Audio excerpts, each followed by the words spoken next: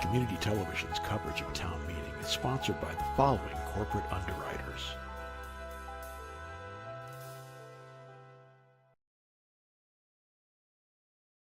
Welcome to the Falmouth Chamber of Commerce. The Falmouth Chamber is dedicated to working on behalf of our members to make Falmouth a better place to live, work, and conduct business. We are committed to developing the economic, cultural, educational, and civic interests of our community and welcome the support from all organizations to achieve our combined goals. Whether you call Falmouth home, are a summer resident, or a visitor, we hope you take advantage of all that the Chamber has to offer.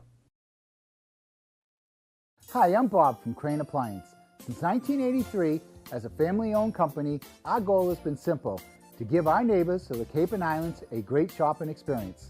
Rest easy knowing our professional team will listen to your needs and help you pick out the perfect appliances. We'll take care of everything throughout the sale, delivery, and installation process. And we even have our own in-house service department. Crane Appliance, we call the Cape and Islands home. Carlson Printing for all your printing needs.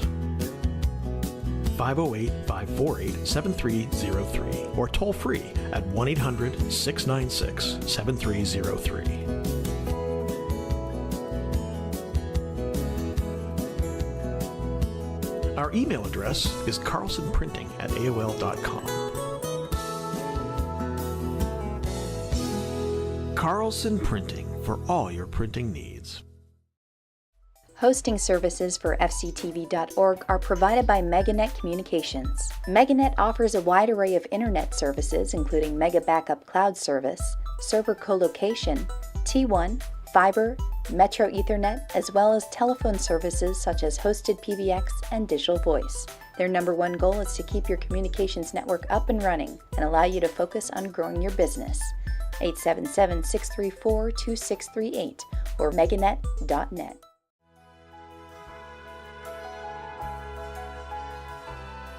Additional funding and support provided by the following corporate sponsors.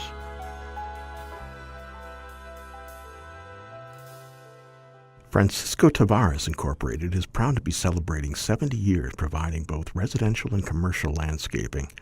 From landscape construction, maintenance to site work for over 70 years, our professional crews deliver a full range of landscaping, masonry, and yard enhancing programs. 508-548-0911. Main Street Gallery and Real Estate, a family-run art gallery and real estate agency located on Main Street in Falmouth, focusing on local and regional fine art. Main Street Gallery and Real Estate, 774-763-5441. The attorneys at Oppenheim & Nickerson LLP have provided legal services in Falmouth for over 36 years. We advocate for our clients and work to provide quality representation in the areas of business and corporate law, real estate law, estate planning, and estate administration. 508-548-8255. Hamilton Tree and Landscaping has been proudly serving Falmouth and the Upper Cape since 1978. Located on Route 151, we're available for all landscaping and tree concerns. Appreciating your property is our motto as we continue to keep your tree and landscaping needs our top priority. A&A Paving, we believe in providing customers with quality products supported by excellent service. We provide commercial and residential seal coating, asphalt paving, and repair services for Cape Cod and southeastern Mass. A&A Paving, 508-540-4944. Calfee Insurance, offering insurance policies for your car, home, business, life, and disability. Calfee cares about all your insurance needs. 508-540-2601 and online at calfeeinsurance.com.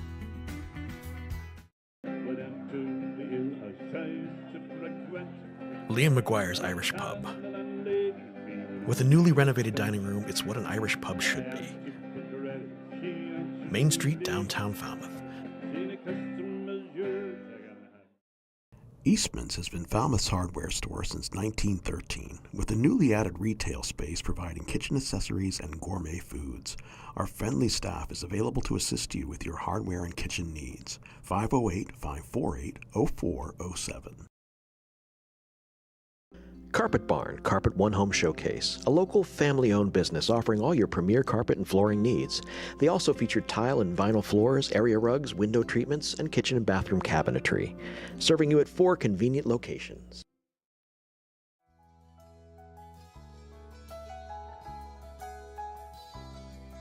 FCTV is also supported by the following businesses and organizations.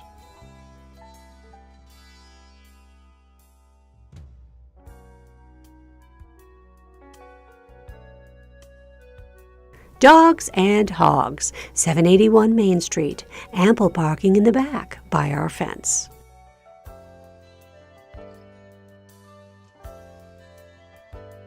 Lisa Peterson Asendorf, William Ravis Real Estate, Mortgage Insurance, 508-566-6259.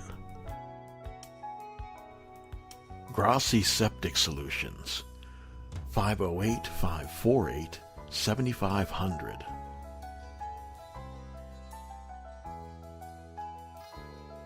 Turning Point Dance Studio, 508-444-0278.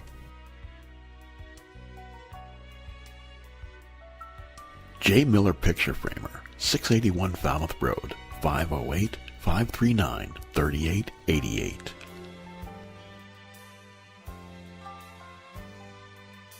The Annie Hart Cool Team, Sotheby's International Realty, 508-868-0664. Dalpy Excavation Incorporated, 508-548-9788. info@dalpyexcavation.com.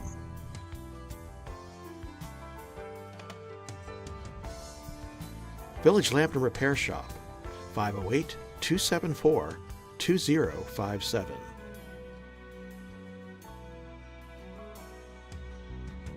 Every lighthouse needs a keeper. friendsofnobska.org.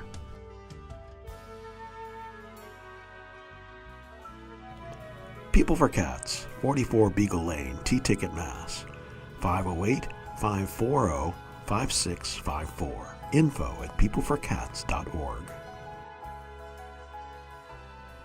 Martha's Vineyard Bank, 84 Main Street and 397 Palmer Avenue, Falmouth, 2 Water Street, Woods Hole, 508-627-4266. The Falmouth EDIC, falmouthedic.org, 508-548-7440. Partners Technology, Voice and Data Solutions, 781-930-5000.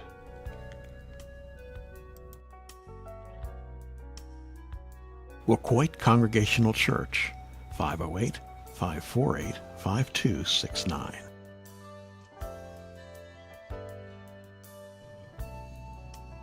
Soares Flower Garden Nursery, 508-548-5288.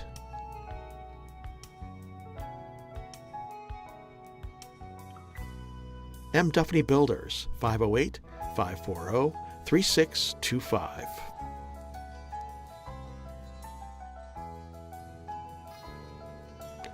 Danny's Barber Shop, 508-548-6013.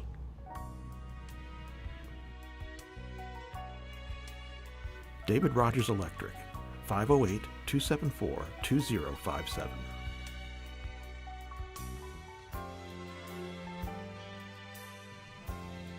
Murray & McDonald Insurance, 1-800-800-8990.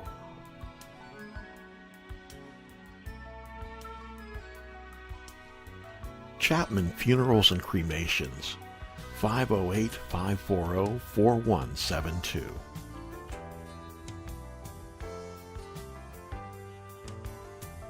Hanush Jewelers in downtown Falmouth, 508-548-9107.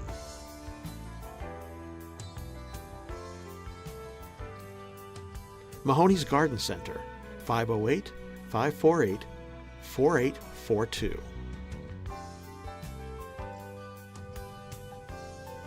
The Cape Cod 5, 508-457-5252.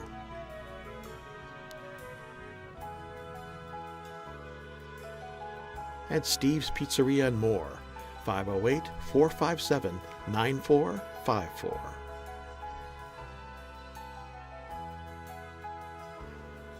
Additional support provided by Roach Brothers, Windfall, Shaw's Supermarket, Stop and Shop. Okay, all town meeting members, please make sure you've checked in and you have your electronic voting device. All non-town meeting members, if you are not an elected town meeting member, you should be up in the balcony. And we have microphones, a microphone up there, so if you're in the balcony, just stand up, walk over to the microphone, and I'll put you on our speakers list. Could we, for our quorum, could we put a 5-minute quorum? We're going to open up the quorum call, so all town meeting members present, please come forward, take your seat. Make sure you have your electronic voting device. Again, our roster is now in alphabetical order. It's not by precincts. Make it a little bit easier to find your names up there. Just by alphabetical order. All town meeting members present, please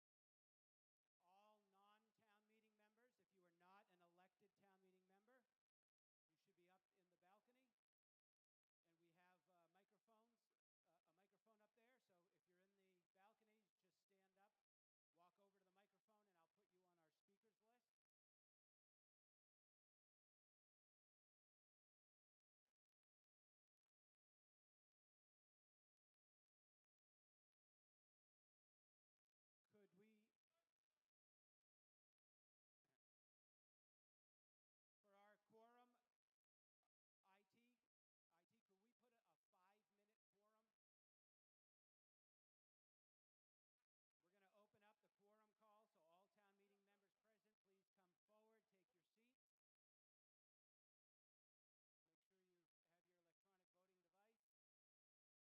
1A. 1A for the establishment of a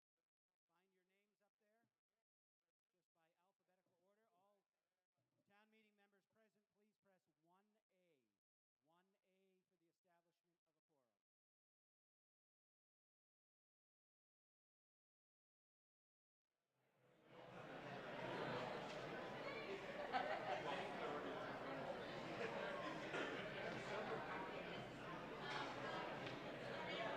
You just stand up when we get to that article.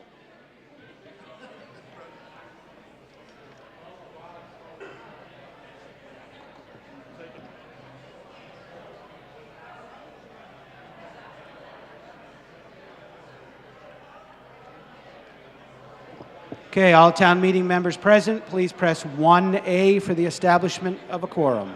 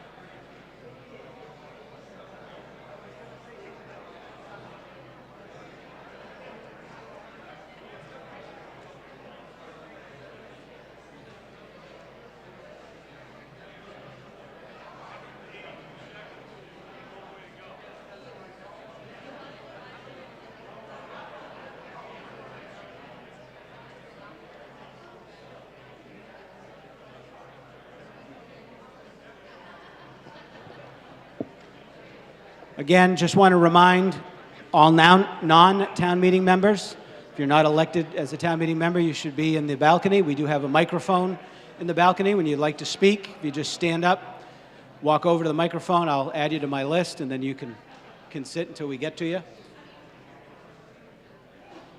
want to remind all town meeting members to identify yourself by name and precinct each time you speak.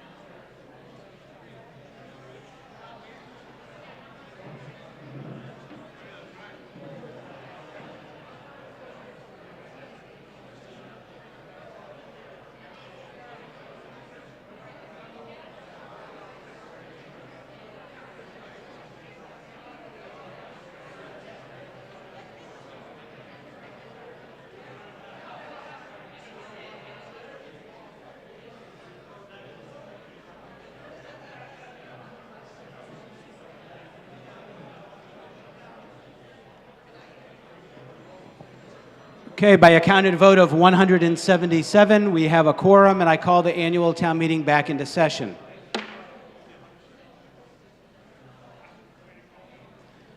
All members present, please rise for the Pledge of Allegiance.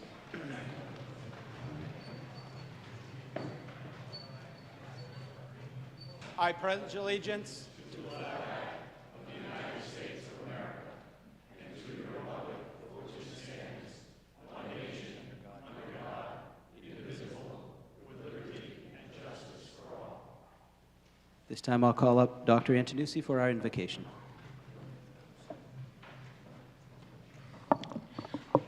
Let us pray. Lord, when it comes to meeting and communicating with each other, help us to be good listeners. Help us to be open-minded, putting aside our own agendas. Help us to be honest without being insensitive. Help us to be respectful without being too formal or artificial. Help us to question and to challenge without being harsh. Help us to be aware that this is just one moment, just one meeting. And lastly, help us to remember that you too are always meeting and communicating with us. Amen.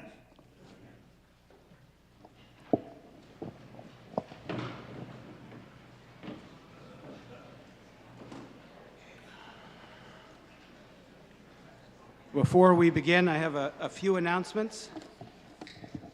One from the Solid Waste Advisory Committee.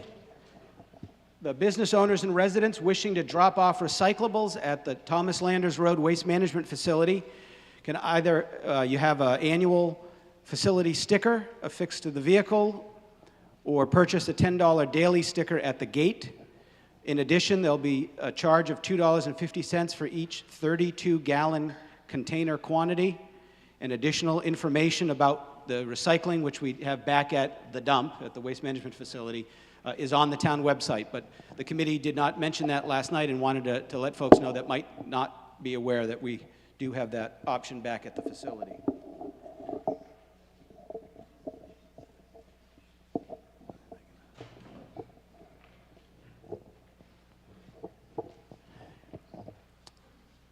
March 13th, 1973.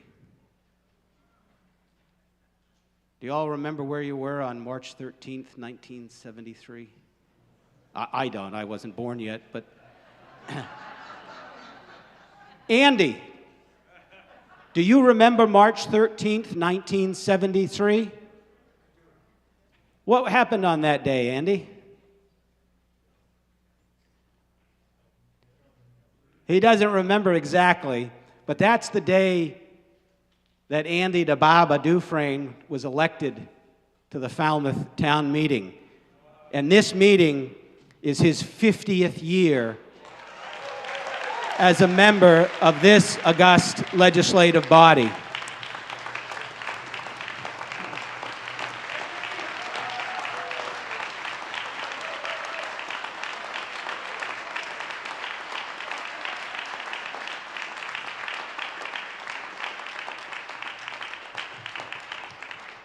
So Andy didn't just start at town meeting. Andy started on the beach committee, working in the beaches. He was a selectman here in Falmouth. And for me personally, since I was born, he's been my barber and my friend and my teller on the floor of town meeting. And so Andy, tonight, we would like to recognize your 50 years of service. Jason, could you come up as well?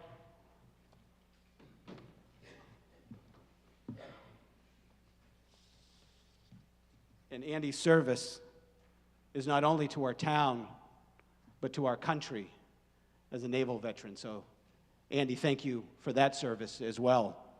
But tonight, Representative Fernandez and myself would like to recognize you on behalf of the Massachusetts House of Representatives, and be it hereby known to all that the Massachusetts House of Representatives offers its sincerest congratulations to Adrian C.J. Andy Dufresne in recognition of your 50 years of service as an elected Falmouth town meeting member. The entire membership extends its very best wishes and expresses the hope for future good fortune and continued success in all endeavors, given the 11th day of April 2023, signed by the Speaker of the House, Ronald Mariano, your client, Dave Vieira, and Representative Dylan Fernandez, who will be joining us later this evening. Andy, congratulations.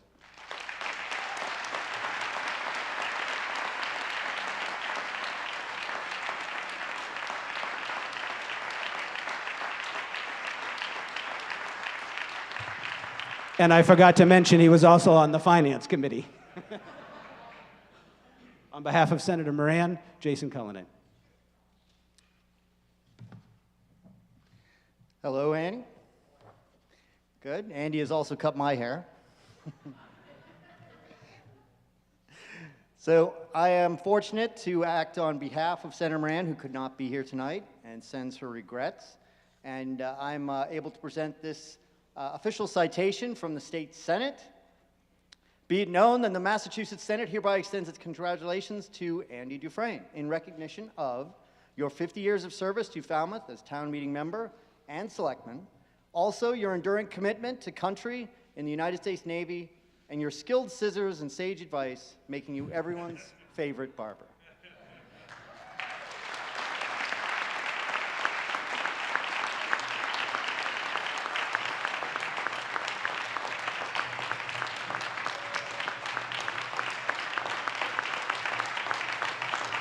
Thank you, thank you, thank you.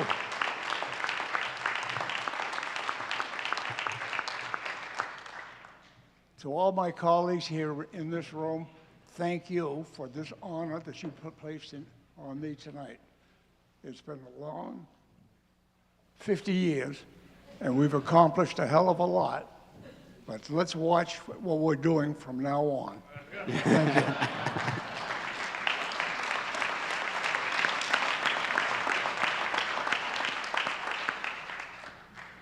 As I was walking through the auditorium before the meeting, a few folks mentioned that who's the new finance director? Oh, my bad. I didn't recognize and introduce our new finance director after getting ready for town meeting and working with them. I figured everybody knows everybody, but that's not necessarily the case. So tonight, Ed Centeo is our new finance director. Welcome aboard.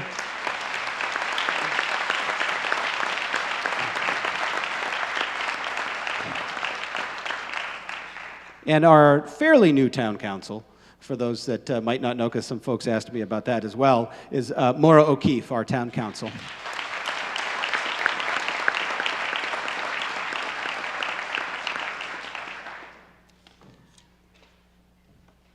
Okay, last night we ended with Article 18.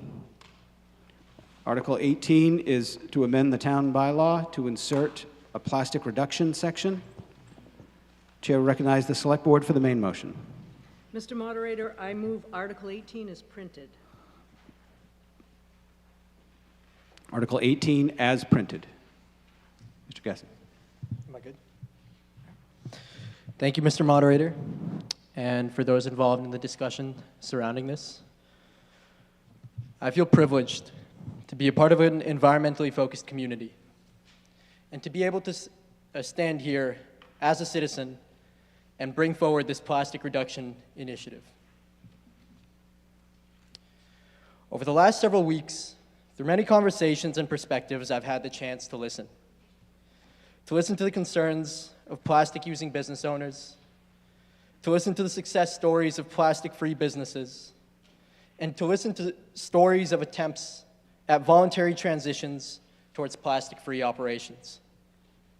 And through that journey, it's become abundantly clear. This is not a debatable issue. Change is possible, and change needs to happen. We need to step away from our normalization of the use of single-use plastic items. And this article is an effective and reasonable way of creating that behavioral change. We live in a world full of plastic, yet our dependence on it is dangerous, and our dependence on it, in many cases, is unnecessary. Of all the plastic ever created, estimates are that 9% has been recycled, 12% has been incinerated, and 79% has been landfilled or littered. And that plastic has not gone away. It can't be broken down by nature. It'll only break into smaller pieces called microplastics, and this is most evident when we look at our oceans. There are 5 garbage patches all across the oceans in the world. The largest one is the Great Pacific Garbage Patch, which lies between California and Hawaii. It's 3 times the size of France and contains an estimated 1.4 billion pieces of floating plastic. That plastic is responsible for killing millions of animals every single year. And those 1.4 billion pieces of plastic are just what's collected on the surface. It's estimated that it's 10 times that amount on the ocean floor. By 2050, it's projected that the mass of plastic will be more than the mass of fish in the sea. By 2050, based on the current trends, there will be more plastic in the ocean than there are fish in the sea. A study published in the journal Nature and Sustainability analyzed 12 million pieces of litter collected from oceans, rivers, shorelines, the seafloor, open waters, and researchers found that 80% of the litter collected was plastic, and nearly half, 44% of that plastic found, was related to takeout materials. Plastic production has an impact on our health. They're petroleum-based products. Manufacturing them creates greenhouse gases, which are expected to exceed the emissions of the coal industry by 2030.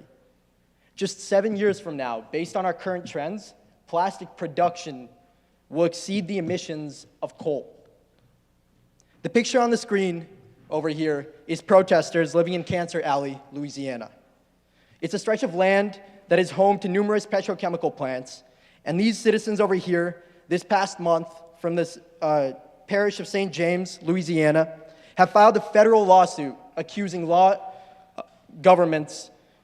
and governmental officials of violations because these government officials repeatedly approved the construction of these petrochemical plants that produce our plastic.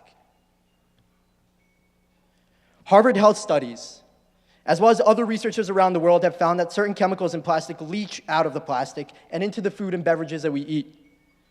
These chemicals have been proven to disrupt our endocrine systems, and they have been linked to health problems such as autoimmune disease, obesity, cardiovascular disease, and reproductive problems, among others. The leaching can occur to a greater degree in plastic that's exposed to heat, which means that you might be getting a higher dose of plastic, those harmful chemicals coming from that plastic, by eating hot foods from plastic takeout containers. And any plastic can leach depending on the conditions. Unfortunately, at disposal, recycling is a poor solution. Not only does very little plastic get recycled, but even the plastic that does get recycled is not a closed loop. In other words, recycling a takeout container will not produce a new takeout container. Recycling a takeout container, at best, will be placed into a lower quality product, and then that lower quality product will not be recyclable. There are alternatives to this that exist, and yet we don't use them. We need to start transitioning towards non-waste producing solutions. Focusing on discard does not consider the long-lasting existential threat that plastic poses. We must reduce demand. And so here's the proposed bylaw, the prohibition as written. Except as herein provided, food establishments are prohibited from dispensing prepared food to customers in disposable food service containers and utensils made from plastic. Town facility users, as defined in the bylaw, are prohibited from dispensing prepared food to customers in disposable food service containers and are prohibited from providing utensils made from plastic. And those disposable food service containers are prohibited only if they're made from plastic. The definitions for the terms used are standard for the state of Massachusetts and are also included in your warrant. The effective date of this bylaw is September 1st, 2024, meaning businesses will have over a year to transition. This is a fine schedule associated with the bylaw.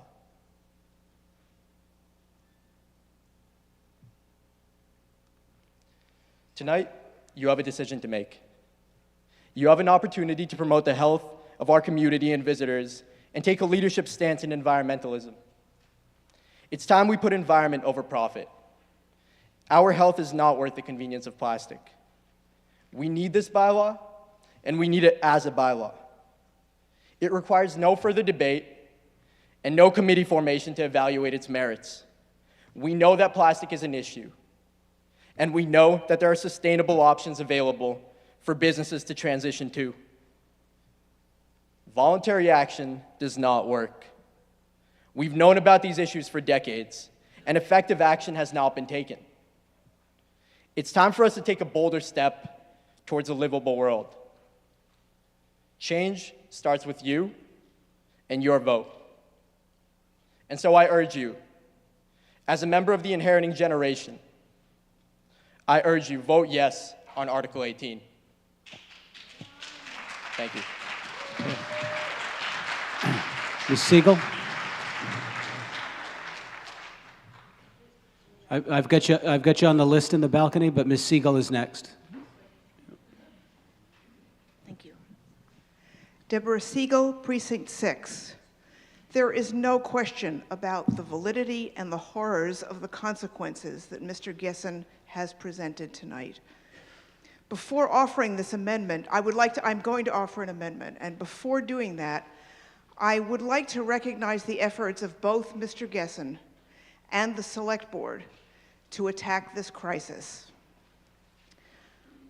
I would like to amend Article 18 to delete the text of the entire bylaw as proposed and replace it with the following: that the Select Board authorize the administration to develop rules and regulations governing food establishments' use of single-use plastic disposable containers and utensils when serving the public. I would anticipate that the Board of Health and the Solid Waste Advisory Committee be involved.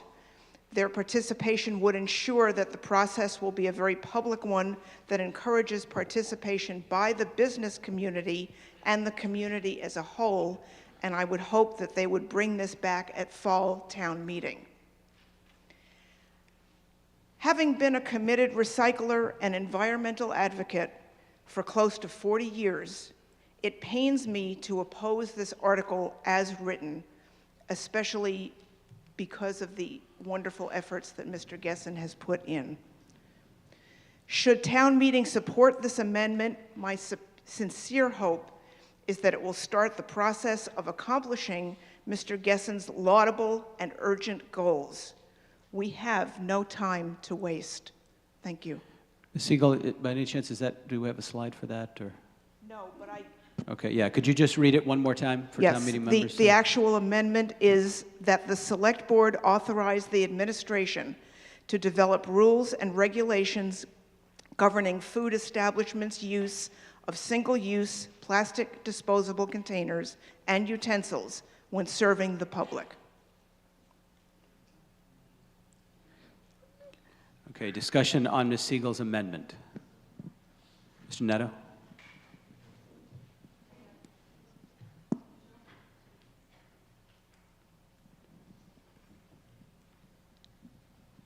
Joe Netto, Precinct 9, a question for Mr. Siegel, please. Deborah, the way the amendment is written, because it's not before us, would the selectmen be forming a committee made up of different stakeholders and town officials, like we've done in the past when Falmouth has a problem? The Board of Selectmen, and numerous times, has put together committees. And if this is the case, I would highly support this amendment, where we bring in the experts, the Board of Health, the Solid Waste Committee, restaurant owners would be affected by this, and people like Mr. Gessner and others, because he is correct. We're killing ourselves. I've stood up here before. The fish you eat is filled with particles. The fish I catch is filled with plastic. I go out tuna fishing 100 miles off Martha's Vineyard, and it's just floating everywhere. Those aren't make-believe pictures. I've never seen it that bad, but it exists. Plastic is probably one of the worst. It's so convenient. We all know that. But it's probably one of the worst things that we created. So I suppose, actually, the chairman of the selectmen should probably answer that if I could. So, Ms. Siegel, do you... I would envision a committee being formed, and as I said, would hope that the Solid Waste Advisory Committee and the Board of Health and Mr. Gessen would be on that committee. So my question then would be to the chairman, Mr. Turkin. If the amendment were to pass, I see that happening, and I think my point of contact would be the health agent and Mr. Robinson from the SWAC. Then upon hearing that from the chairman of the Board of Selectmen, I would hope that this meeting, in its wisdom, as it's done many times, because we create the committees at town meeting and the selectmen appoint them, and that would be the best way to solve this problem and bring everyone together. Thank you, Ms. Taylor. Okay. Mr. Gessen? Just to respond to that, regulations are not enough. Again, we've known about these issues for decades, and nothing has been done. A committee of a couple of people is nothing compared to an entire collective town coming together to fight this issue. There are solutions out there, and we've lived without plastic before, and there are ways of moving away from it again. There's a year and almost a year and a half to implement this. And as a regulation, it won't be enough. It needs to be a holistic ban on plastic takeout containers, because plastic is the issue. Okay, Mr. Latimer?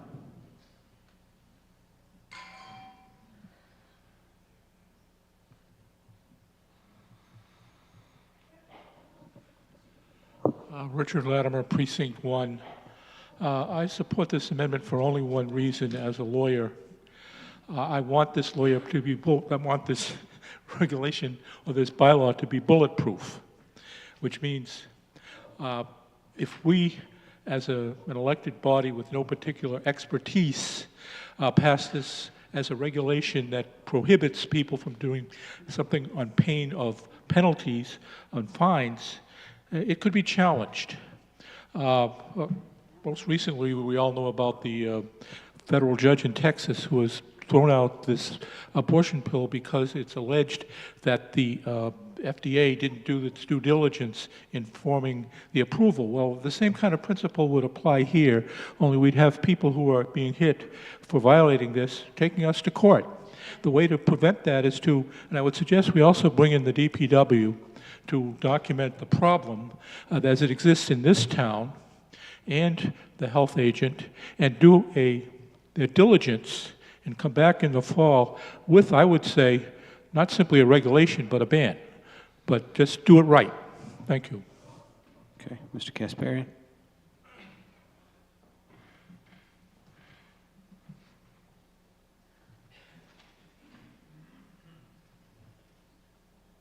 Michael Kasparian, Precinct 5, President of the Falmouth Chamber of Commerce. I do want to speak in support of the amendment, but I'd also like to make a couple of comments. I was going to speak, I was one of the people that held this article. I'd like to take a minute and just make a couple of comments, if I may, before I support this amendment. Is that allowed? Yeah, we are going to go back to the main motion after the vote on the amendment. I understand. Yeah, I do want to support the amendment, but I want to make a couple of things clear. Yeah, go ahead. I applaud Mr. Gessen for what he's doing. I've known him for a long time. He is a generation, my children are the same age, and I agree. And I don't think anybody in the room would disagree that this is a serious problem and has been a serious problem for a lot of years. What's really heartwarming to me is somebody your age is willing to take the time to come here, be involved, present something like this, drive here from the University of Massachusetts, and actually make this plea on the behalf of your generation and the entire town. What I'll disagree with you, sir, is that everything is debatable. That there is not any one group of 243 people that can enforce something on the end users and the stakeholders without their involvement, which is why I support this amendment. Yes, you did meet with the restaurant owners. Only after the Chamber of Commerce heard from the Solid Waste Advisory Committee, who said, have you heard from the petitioner? No. We contacted all our restaurant owners. No. If we didn't get involved, the restaurant owners wouldn't even know this was happening, and this vote would be taken tonight. So I agree with the amendment. I believe a committee should be formed. I agree with Madam Chair in her selection of who would be on that committee, but I would also ask that the end users, the stakeholders, the restaurant owners would be included. The end goal of the article is wonderful. What the amendment will provide is the opportunity for dialogue, for attainable goals that can be measured.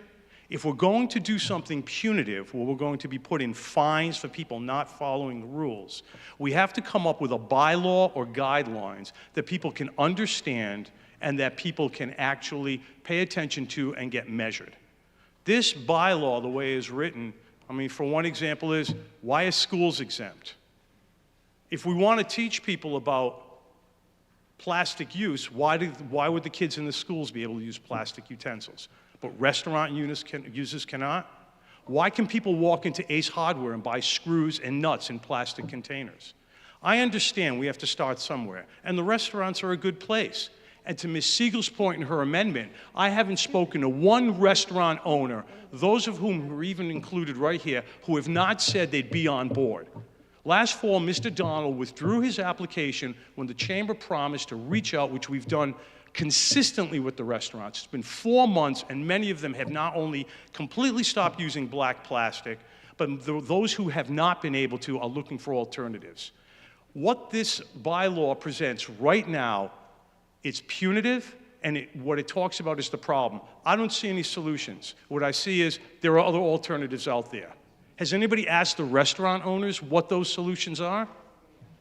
So I ask you all to support this amendment. We want to be a part of the solution. I would also ask Mr. Gessen, if this amendment passes and this committee is formed, that you would serve on that to represent not only your generation, but also the younger people in this town, because this is a serious problem.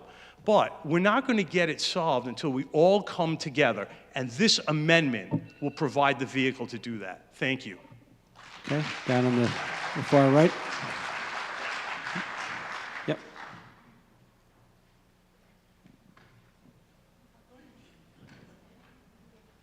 Is Freitag? Is it? No, Judy's on the list, but you're way down. Moderator. Melissa Freitag, Precinct 6. I have a question, if I may, Mr. Moderator, to the petition, or to Ms. Siegel regarding her amendment. Please, Ms. Siegel, this amendment that you're proposing, am I correct in understanding that it would not change the effective date of this new bylaw being September 1st, 2024? No, it strikes it in its entirety. Oh, it struck it in its entirety. Yeah. It's in its entirety. Yeah, let's do it, Mike, just for the record, please. It strikes the bylaw in its entirety, and I would assume that the select board would set a similar effective date. I would hope that they would. Thank you for that clarification. So then, if I may, Mr. Moderator, may I address the chair of the board, please? Yep, go ahead. Madam Chair, could we get some kind of encouragement or some kind of comment from you suggesting that you would be able to present results from such an anti-plastic container and plastic utensil committee by next town meeting? By next November? Not yes. by next April's town meeting? A year? April or November? November, I guess. Yeah, sure, Yeah. November. That's great. Yes, November. I'd love to. However, I would also take more information from the rest of the board as to creating the committee and setting the guidelines in terms of time. Okay, thank you very much. You're welcome. Okay, in the balcony. Hi, I'm not a town meeting member. May I have permission to speak? Are you a resident, citizen, or taxpayer of the town? No, I'm not. Okay. All those in favor of allowing the woman in the balcony to speak signify by saying aye. Aye. All those opposed, no. Okay, for the folks in the balcony, you're not town meeting members, so you can't vote, okay? We understand. No, there was people voting up there, so. That's why I put them up there, because I can hear the difference, right? Okay, go ahead. Well, first of all, I'd like to point out that Mr. Gessen is not alone. He is part of an organization that is Cape-wide, and he's representing this article in Falmouth. And I think that's really an important aspect of this whole thing, this whole process. Yeah, could you identify yourself, please? My name is Madhavi Venkatesan. I live in Brewster. I am the Executive Director for Sustainable Practices. The reason why I'm also speaking is because I know he's limited in the amount of time that he can answer questions. And I think one basic one needs to be answered. We live in a society, and I'm speaking as an economist, that is my profession, I'm a professor. The economy, actually all of you have been taught that demand creates supply. And yet we keep on thinking that because the supply doesn't exist, something cannot change. The moment you provide an incentive, things start to occur. There is an incentive to provide alternative products. We shouldn't be so afraid of change that we allow ourselves to continue to ingest the very chemicals that we all know are harmful to us. The majority of the people in this room grew up without plastic. And in the 40 years that we have been alive in the last 4 decades, we've seen the normalization of obesity, endocrine disruption, cardiovascular disease, fertility issues, and many others. And today, The Guardian released a report specifically tying plastic use and consumption to obesity, as well as other problems that we're seeing grow so slowly that they've become normalized in our society. Putting this off to try to find an easier way to solve the problem isn't solving the problem. Only eliminating the issue is going to force us to take into consideration whether convenience is really something that's compatible with sustainability and human welfare. One thing that we would like to also stress is that short-term profits shouldn't be coming at the cost of long-term life and human health and environmental welfare. I really hope that you'll think about that tonight when you take your vote. And thank you, Philip, for your efforts. Mr. Antonucci? Mr. Antonucci?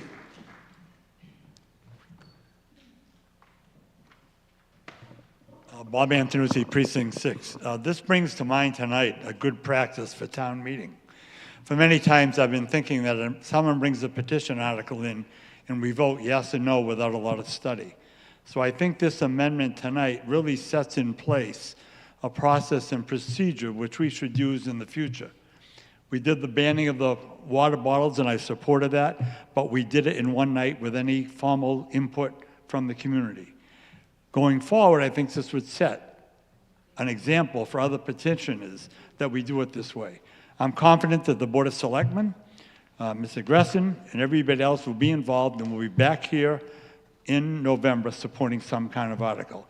I agree with all the issues, but I think best practice is take a deep breath, step back, and then come back. Thank you. Okay, Mr. Cullinan? When can I talk? Jason Cullinan, Precinct 6. I am totally in agreement with Mr. Gessen on all of his points. However, I must also go with this idea of the amendment.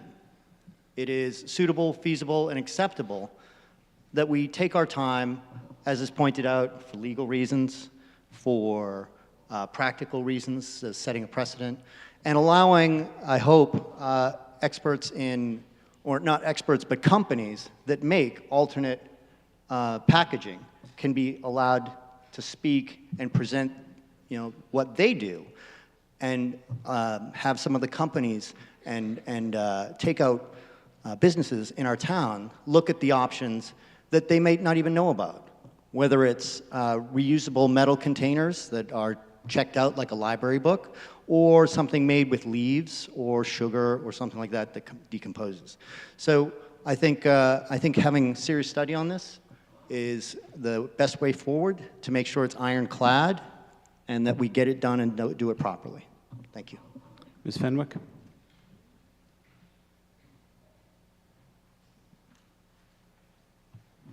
Judy Fenwick, Precinct 1. I'd like to see this amendment on the screen so that I'm a visual learner. I'd really like to see it in print. Unfortunately, we don't have it on a slide. Piece of paper, is there any way to key it in? I'm sorry. I gave a copy to Mr. Palmer, so yeah, perhaps... but we just don't have a slide.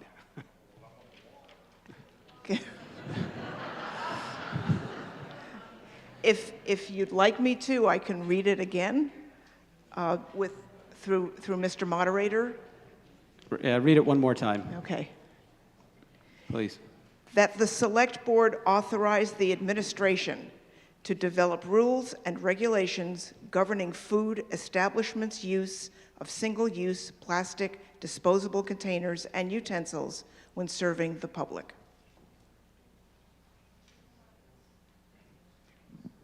Okay, I had, over here. Yep. Yes. Trouble seeing. Well, yeah, you need to have a, Ms. Balzer, you need a microphone. Ruth Brazier, Precinct 5, and I'm a long-term member of the Solid Waste Advisory Committee. I would just, on the amendment, I think that we should also include our solid waste and recycling coordinator, and that that person in that position should be included. And also, I'm hoping that our sustainability person would be involved, because this is a sustainability issue. It's not just Board of Health, it's not just Solid Waste Advisory Committee. We should have a representative from the DPW and their programs, and we should also have somebody with a broad vision like a solid waste coordinator. Thank you. Okay, just so you know, our finance director is actually typing up that amendment on a thumb drive so we can try to get it up on a screen. So we'll do that as soon as, if we can. Mr. Cook, you're on the list, Mr. Hargraves. It's a long list.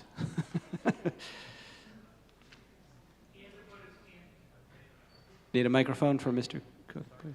That's quite all right. Peter Cook, Precinct 6. I agree with this amendment completely, and not for the point of opposing Mr. Gessen. I wanted to bring up that at our precinct meeting, I was talking to Doug Brown and asking why he was supporting this and why he liked it. I'm not trying to put words in your mouth, Doug, but in essence, saying he wanted to encourage young voices in town meeting, which I think is completely important, looking at all of us around here. But I think what comes with that is also an education and the knowledge about the best practices for getting good and successful articles at town meeting. And that involves conversation. I know you're very passionate about this. You want this to succeed, but your presentation was more or less a sledgehammer and not involving the public in discussion. That's, in my short experience at town meeting, I found that those are the articles that really work well because we're here to discuss, include all the stakeholders to make it work. And I hope you're on the committee. Okay, Dr. Schneider.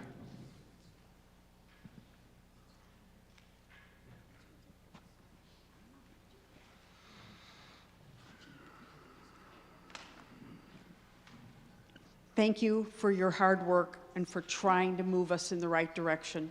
And I want to say that straight up off the top. When I was walking a lot of different properties 15 years ago with Margaret Russell, who many of you will remember, she would talk to me about the town and how to get things to change in the town. And one of the best lessons she ever taught me was that in the town of Falmouth, it takes approximately 4 times to bring something to the town before it can digest it and change it. When I talked with Mr. Gessen about this article after we had the session at the library, I did recommend to him that he let it digest a little bit and work through it a little more. Not because it needs to change, but it needs to be swallowed. And as Mr. Kasparian said, when we push things on people without them being involved, they balk and they usually fight it. I have taken samples of spoons to a person in town that goes through 6,000 plastic spoons a week selling ice cream.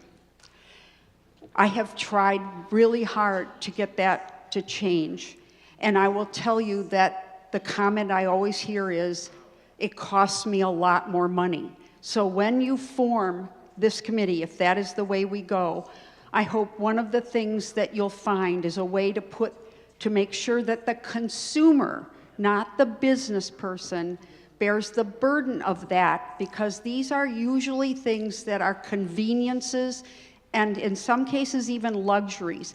They are not necessarily necessities. So if we can make it clear to businesses, we're not trying to make them swallow this extra money, but we're willing to pay for it because we care as a town. I hope that you'll do that. Thank you. Okay, Mr. Hargraves.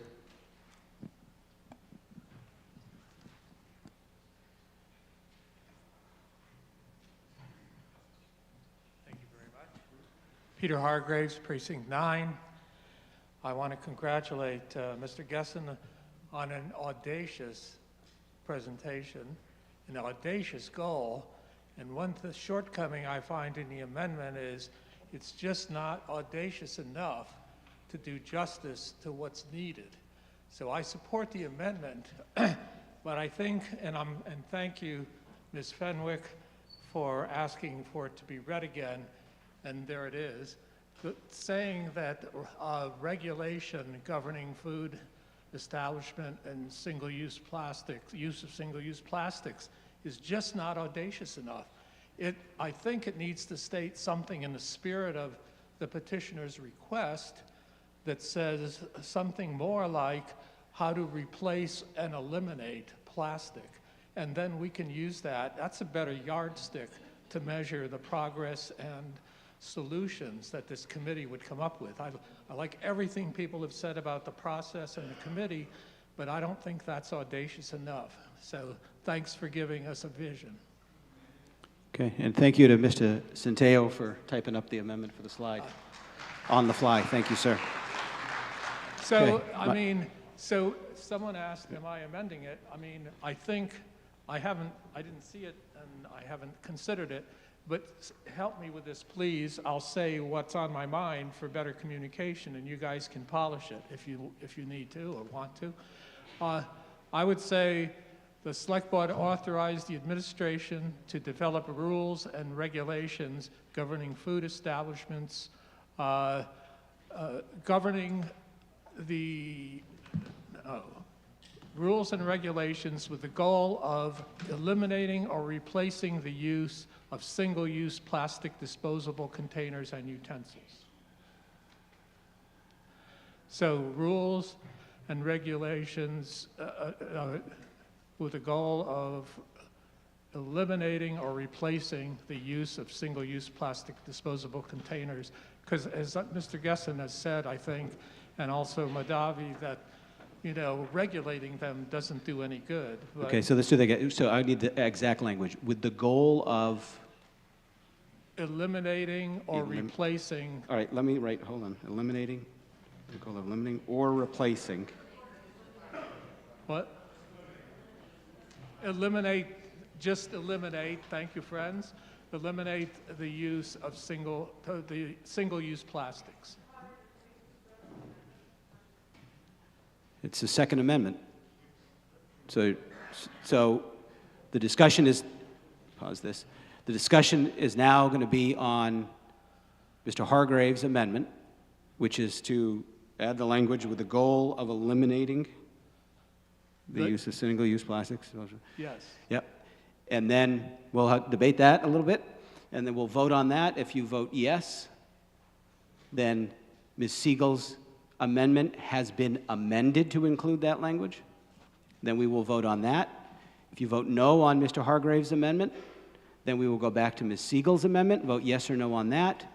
And if you vote yes, then we vote the article as amended.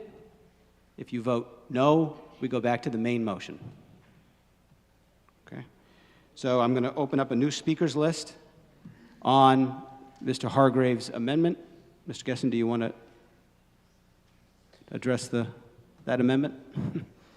I'll address that amendment as I would address the other one as well. At the end of the day, I appreciate and I commend everybody's drive and intentions towards ridding the world of plastic. I think we all see the same issue here, and I'm happy to hear that. At the same time, and I look forward to working with the town, however this may turn out. At the same time, the issue is plastic. And what makes plastic so economically appealing? It's a durable material, and it's cheap, and it's very malleable, so you can shift it into whatever form you want it to be. So that means that it's always going to be the better option to use plastic.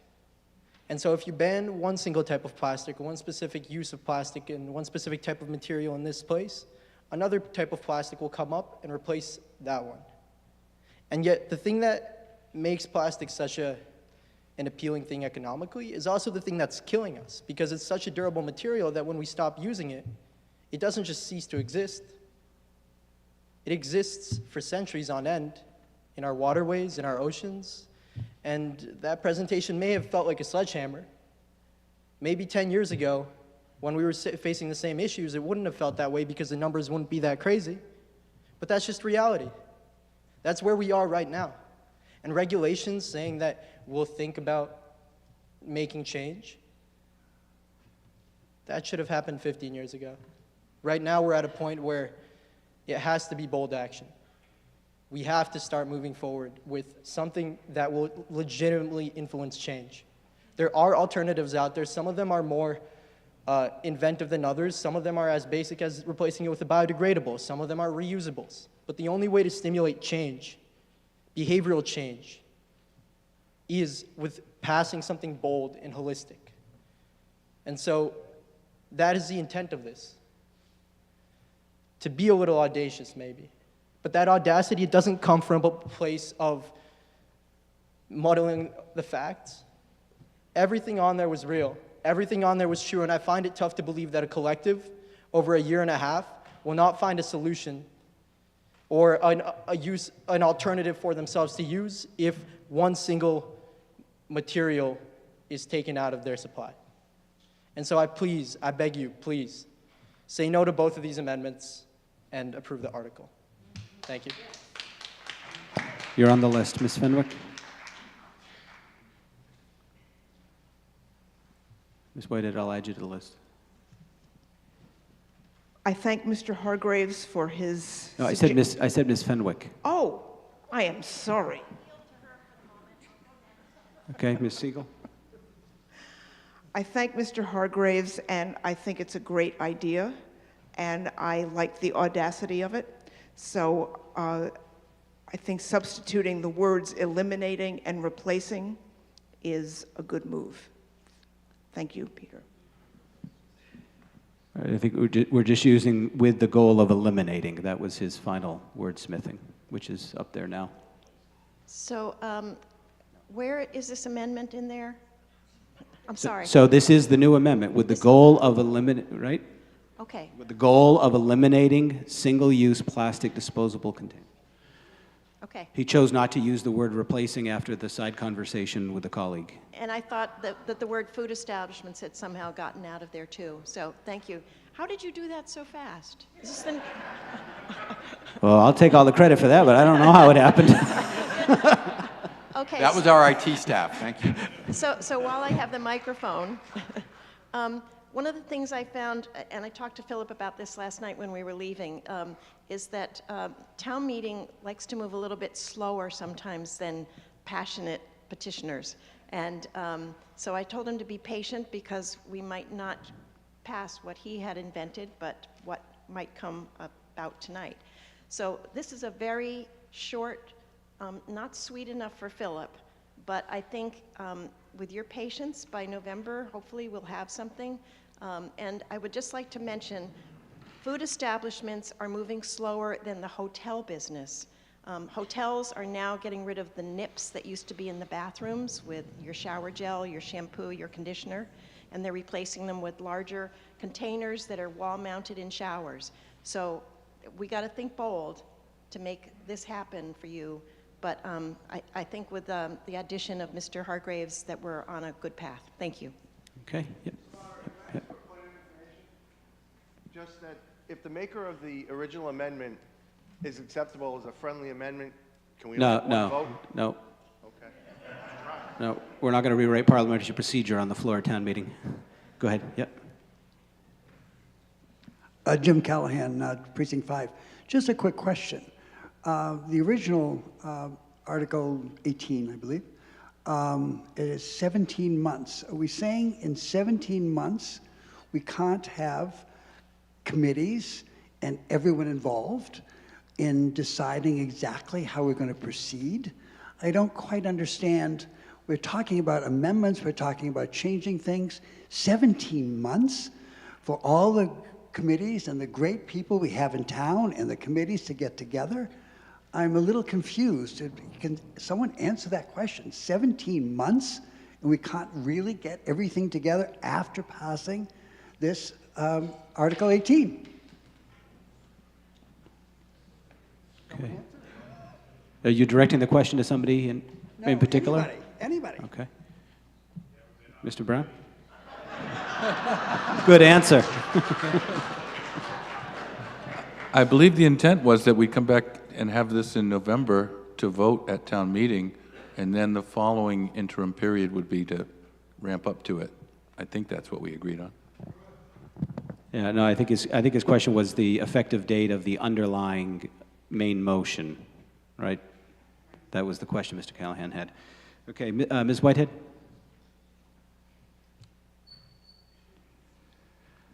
Hi, I just have one little question that's in my head.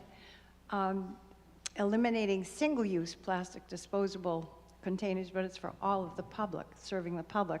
Supermarkets have single-use disposable containers as well as other containers. If we're trying to get rid of plastic completely, I would think we would certainly have to have them as a stakeholder. Supermarkets, the corporations, the Stop and Shop, Shaw's, Market Basket, all these have a lot of plastic.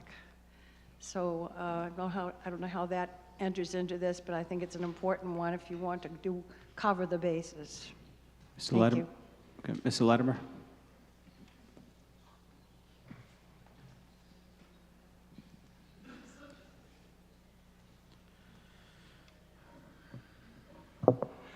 If something's worth doing, it's worth doing right. That's, I think, what most of us here understand. I do not agree with this amendment to the amendment because it puts the cart before the horse. It tells the committee what it's supposed to find. I think a better wording for, if you want to add words to Ms. Siegel's amendment, would be to explore alternatives and to work with the community, especially the business community, to find those alternatives. Again, if the target date is September 2024, well then why not form this committee with the object of exploring the use of alternatives without telling them they have to come up with a way to ban plastics, and have them come back in the fall, get the bylaw or the regulation up and running on September 2004. What's the problem there? That's doing it right. That's due process. It's due process for everyone involved. And that's what the law requires. So I think I would vote against this amendment and let the committee that's formed under Ms. Siegel's amendment understand that part of their job is to come up with reasonable alternatives that the business community can meet. Thank you. Okay, Mr. McCafferty. Mr. McCafferty. Yeah.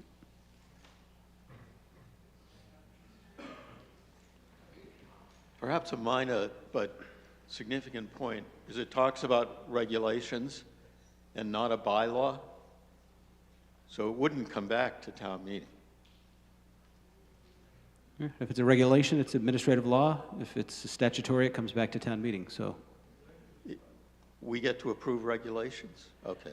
no, I thought only bylaws. no. I said if it would be administrative law. So like maybe under the Board of Health would set a regulation. Okay. But statutory law is voted here. And this, the clerk was reminding me, but I said I didn't want to make this a civics class. So we're authorizing the Board of Selectmen to do something that they can already do, right? So you're going to show your will. This is non-binding, but we do have the commitment from the board talking about their vision of what to do. So this is non-binding. They could say, hey, we want to bring a bylaw back to town meeting and have you vote on it once we get everybody together. Or they could go to a regulatory agency that has the ability to make regulations, which is administrative law. Without coming back to town meeting. Administrative law does not come to town meeting, correct? Right. Yeah. Unless the enabling statute requires it to, and this doesn't. All right, let's take a vote on just this amendment. The amendment with adding with the goal of eliminating. All those in favor of the amendment signify by saying aye. Aye. All those opposed, no. No. So pin the chairs that the ayes have it by a majority. And I'll go back to my speakers list on the Siegel amendment as amended. The next person was in the balcony. I'm good. You're good? Yeah, okay. Good. And then was Mr. Herbst. Thank you. Mr. Herbst? Yes. You're next on the list. Next on the list. Yeah. Yeah, and she said she's all set. Yeah, I'm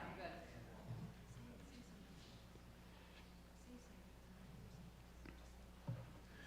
Ralph Herbst, Precinct 8. I did take advantage of speaking to a restaurateur before tonight's vote. And I also got some samples that I gave Mr. Gessen, which he probably already had, about some alternatives to plastic. And this restaurateur said it's very difficult to do something like this town by town. He had advised me to advise you that the best way to do these types of things is through the state. So that's more involved, and I'm not advocating that we don't do it for our town. I'd like to see our town lead in these kinds of things. But one thing I would recommend if the committee is appointed to research this and make recommendations. The restaurateur that I spoke with said that there is an organization called the Massachusetts Restaurant Association. And he said that they are looking at alternatives for plastic in these situations, and they're working with the state. So I would only recommend tonight that if a committee is appointed, that they consult with the Massachusetts Restaurant Association before they have duplication of effort and understand where that association is going statewide. Thank you. Okay, Dr. Clark.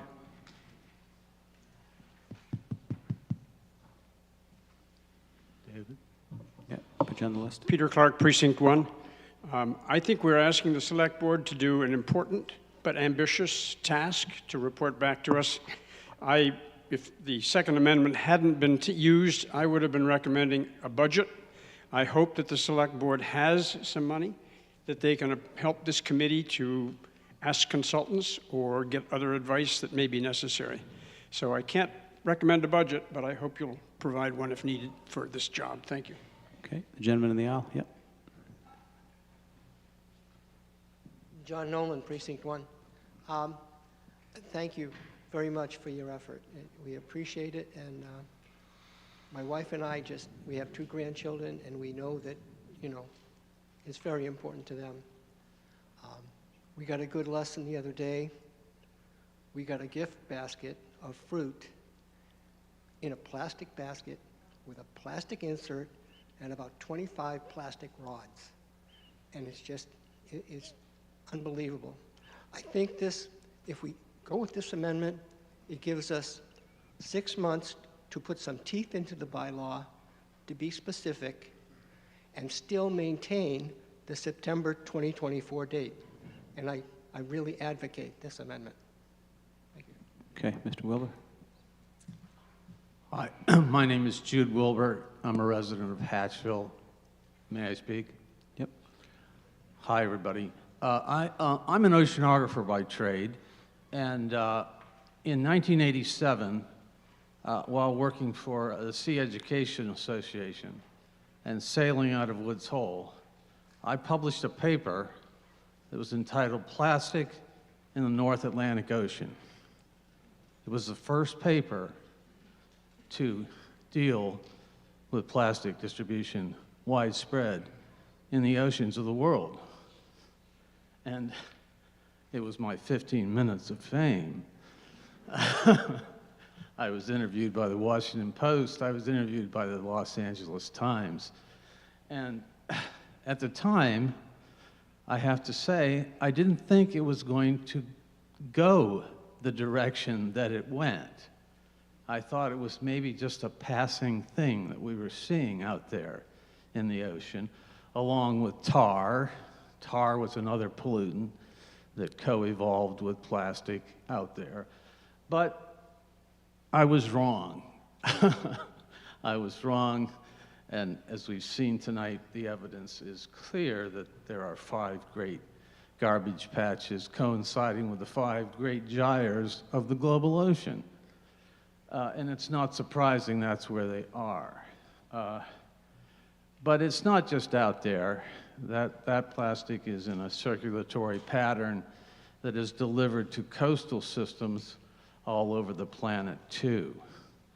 And I'm still involved in this project of global distribution of plastic, and I'm still writing papers, and I'm still reviewing papers. So this discussion tonight is very close to me and to my history in this town. And so I would think it would be a good thing for a town where the seminal data on oceanic plastic came from to be one of the towns to lead the way in doing something about it. And I think the way to do that is through the amendment that is under consideration now. Put together a committee, make sure everybody is heard on this matter, and then lead the way. Thank you very much. Okay, Ms. Leonardi? And then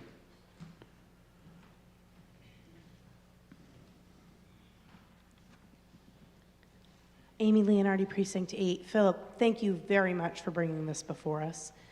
As a mother to young kids and knowing a lot of our families in town, I think you're on the right track. I think this amendment is actually going to go create a furthering of what you are trying to do than you first sought to do. This is going to go beyond just the food and restaurant establishments. This has the ability, if you let this town meeting go through the Board of Selectmen with this committee and this amendment, to affect our school children, to go into every aspect of this town, and to actually truly make a huge difference. And I think you got to let us get that chance to do it, because it will make a massive impact. And you are on the right track, and you are speaking not only for your generation, but the generation behind yours. So I appreciate that. okay, the question will come on the amendment as amended. All those in favor of the amendment as amended signify by saying aye. Aye. All those opposed, no. It's been in the chair that the ayes have it by a majority. And the question now comes on the main motion as amended twice. All those in favor of the main motion as amended twice signify by saying aye. Aye. All those opposed, no. The ayes have it by a majority.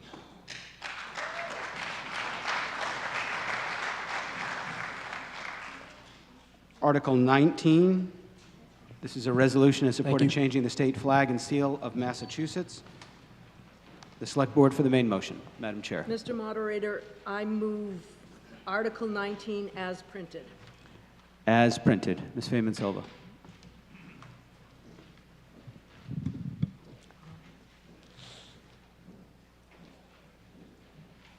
Do I press to move the slides forward?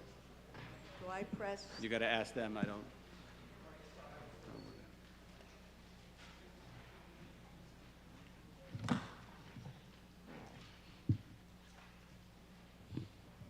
Good evening.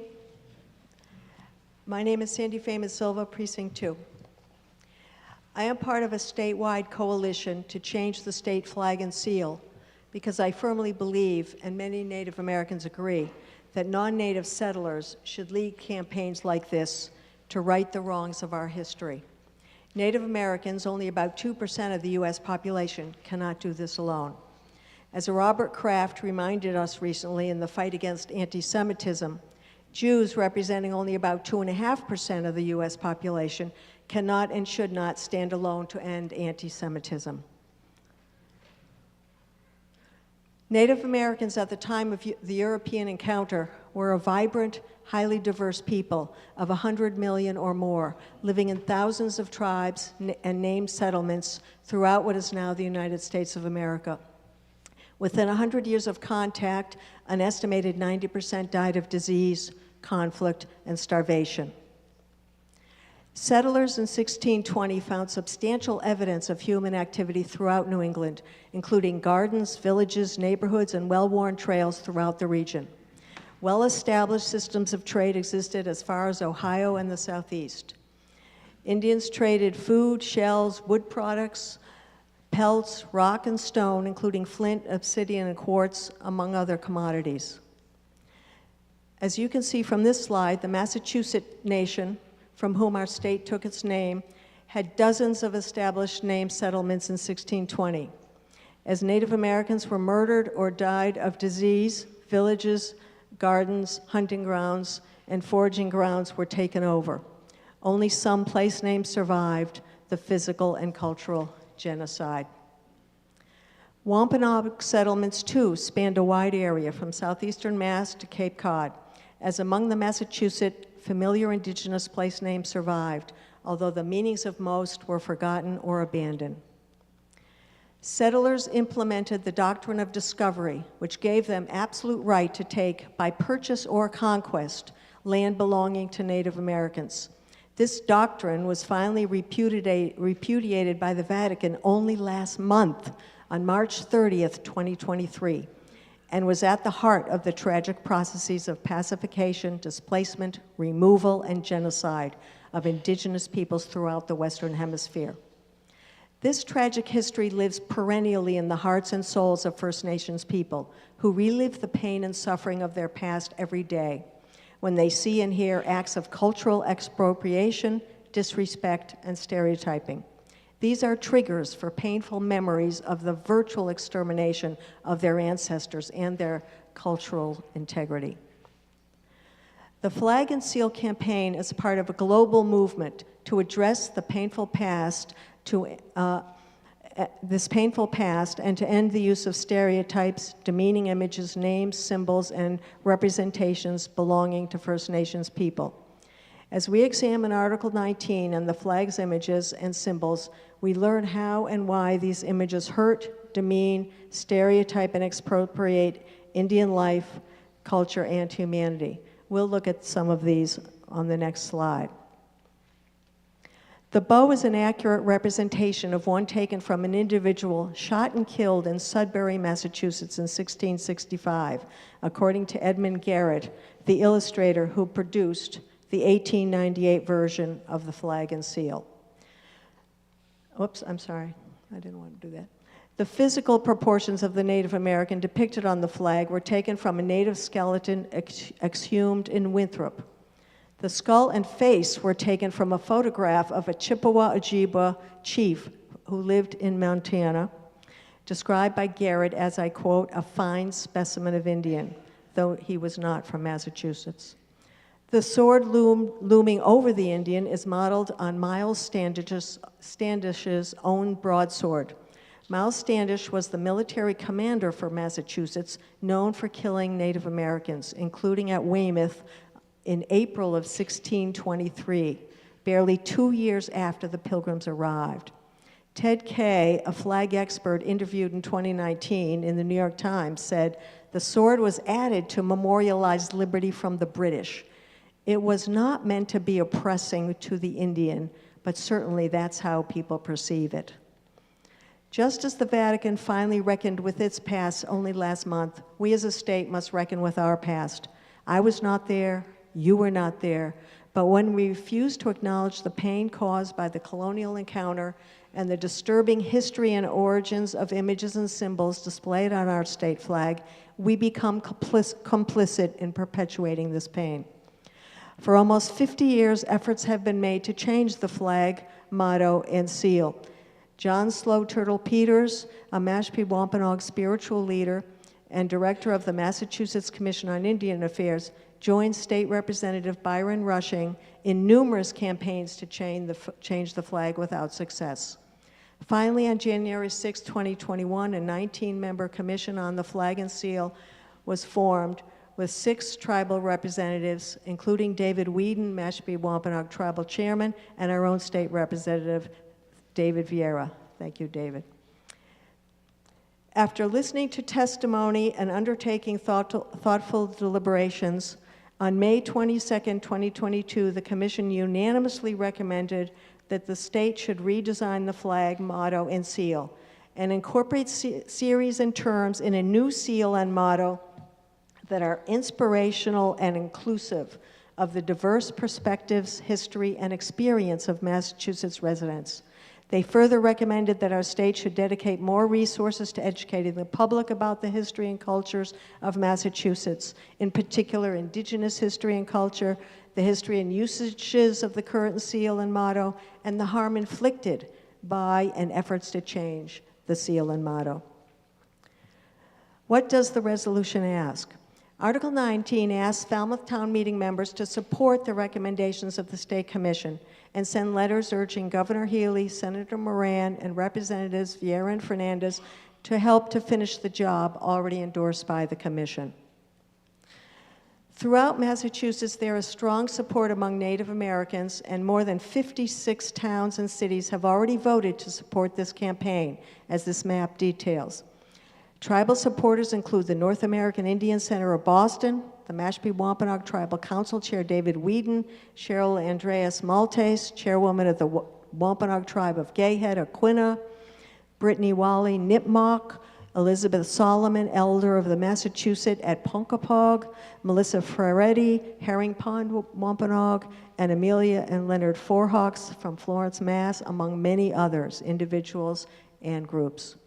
Brian Whedon said in a 2022 interview, "The flag is," I quote, "a reminder of the oppression and the genocide that was caused to the indigenous people.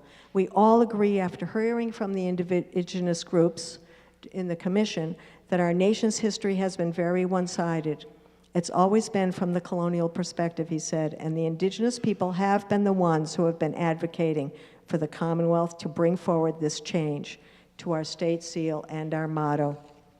I ask you this evening to vote yes on Article 19 to support this change so we can finally begin the process of healing from this painful chapter in our collective memories and properly honor our Native Americans, our Native American brothers and sisters, friends and neighbors.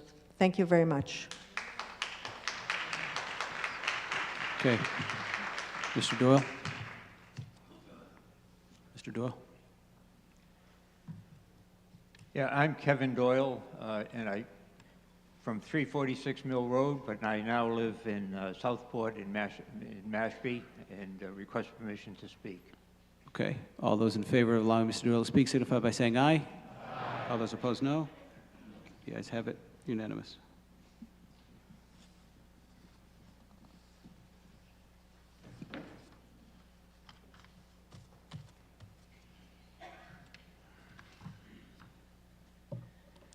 Well, thank you, Mr. Moderator and town meeting members. I am Kevin Doyle, and there's much to say, but I've prepared a 4-minute statement and appeal to keep the flag as it is.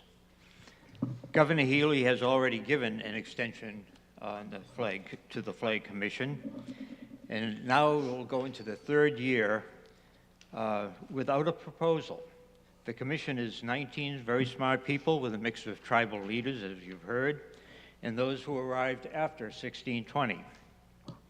But rather than spend years designing and explaining a new flag, we would be better served to educate school children and the populace about the history portrayed on the flag we have flown since we became a nation.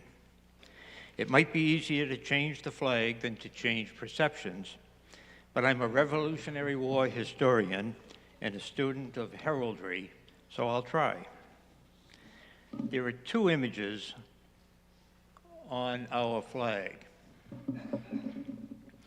One is the Native American, generally accepted as representing the Wampanoag tribe, and he dominates the shield as he should. He stands tall and fit, portrayed in gold, and armed with his bow and arrow. Hardly a representation of weakness or subjugation, he stands unfettered and proud, just as the artist intended it when the state standardized the seal in 1898. It's the second image, the silver star on the shield that holds the relationship to the sword in the banner. Often portrayed as white, it represents the thousands of colonists who fought in the American Revolution. The star comes from the Betsy Ross flag. Massachusetts took our star and made it part of our own flag to make it clear to England and the world that we were proud to be one of the 13 colonies that declared our independence on the 4th of July. Massachusetts is the cradle of liberty. I was a Lexington Minuteman during the nation's bicentennial in 1976, and I take great pride in Emerson's verse written in 1876, familiar to all Americans. By the rude bridge that arched the flood, their flag to April's breeze unfurled. Here once the embattled farmers stood and fired the shot heard round the world. So what flag would have unfurled at the Concord Bridge? It's that one. It's the flag of the Minutemen from Bedford, the only flag known to have been carried to Concord. And this is a photograph of the almost 250-year-old Bedford flag that's currently enshrined in the Bedford Library. The blade is up and away to warn foreign adversaries, "Don't tread on me." The motto, "Conquer or Die," is written in Latin on a gold banner, "Give me liberty or give me death." The bent arm comes out of a cloud brandishing a sword. This is the image that inspired the crest on our seal. And if you look at it as it flies upright, you see it on the left, but there's the state seal on the right when the cloud is now in a horizontal position. That became the state crest in 1777. In heraldry, the crest stands apart from the shield. It expresses the value of the bearer. You may have one in your own family coat of arms. Ours speaks to the courage to fight for a cause, and that's exactly what the motto bears. Ense pedet placidam sub libertate quietam.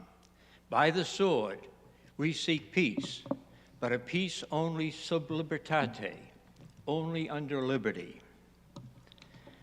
The sword and the motto were first sketched in the state seal by Paul Revere in 1775. Some of you may have a copy of the document that I had prepared that shows that seal. The current sword is the artist's model of a sword. It wasn't chosen for who owned it. It was chosen for what it would look like. All artists work from a model. And this was a model of what a broadsword would look like. It's not a sign of oppression. It symbolizes the Minuteman's courage in the pursuit of liberty. Falmouth's resolve was challenged by the British at the Old Stone Dock in 1779, and again in 1814. Wampanoags fought and 15 died for independence in the Revolution, and they have fought in every American war since then. For 250 years, Massachusetts has flown our flag with pride as we celebrate our gratitude to the two groups that made our state possible, the Wampanoag tribe in 1620 and the Colonial Minutemen in 1775. The flag should be an inspiration to all of us. It would be wrong to change it. Let's educate everyone about the proud history that our state flag proclaims. Please vote no on Article 19. Your grandchildren will thank you. Okay, Mr. Latimer. May I respond? All right, I'll put you on the list. You only get to speak twice more. So just so you know, Okay. unless they ask you a question directly. Richard Latimer, Precinct 1. I appreciate Mr. Kelly's interesting history lesson. The problem we have today is that seal is not understood in the way Mr. Kelly explains it. It is reasonably understood given the state of what we used to call Indian affairs in this country. It is reasonably understood as a sign of oppression, of the sword conquering the Indians. That's the way it looks. Okay, and that's what we're dealing with. That's why much of the impetus for changing the seal comes from our Native American neighbors. Now, I can speak to this issue with some experience because when I started in Falmouth High School, I played football as a freshman. I was not a Clipper. I was a Maroon Marauder. I liked that. But the emblem was the native in a war bonnet, which had nothing to do with Falmouth. And it was, in those days, we had Mashpee kids here because Mashpee didn't have a high school. And the impetus to change that came from the Wampanoag community. And I think that was around 1960. We were way out ahead on that idea of that we have to show respect to our Native American neighbors by not using them as an emblem of some kind of thing that they are not. So that was about, about 80 years? No, about 60 years ago now. About 60 years ago that we stopped being one of those schools that you see all over the place that exploit the Native American heritage. Barnstable just came around to doing that, I think, 2 years ago. Now they're the Red Hawks. They were the Red Men right up until just recently.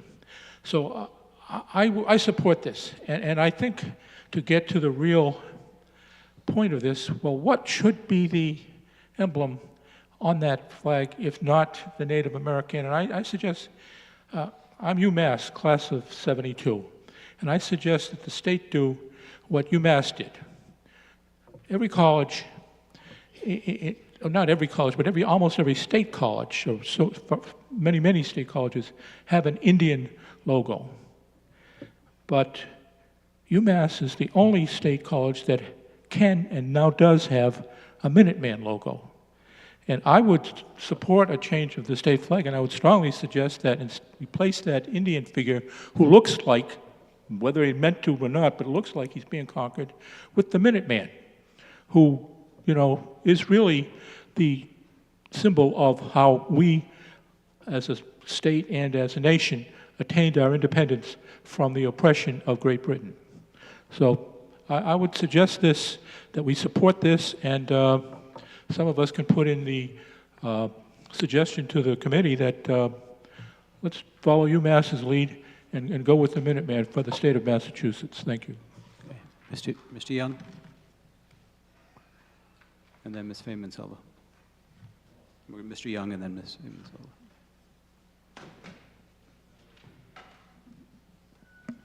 Bob Young, Precinct 5.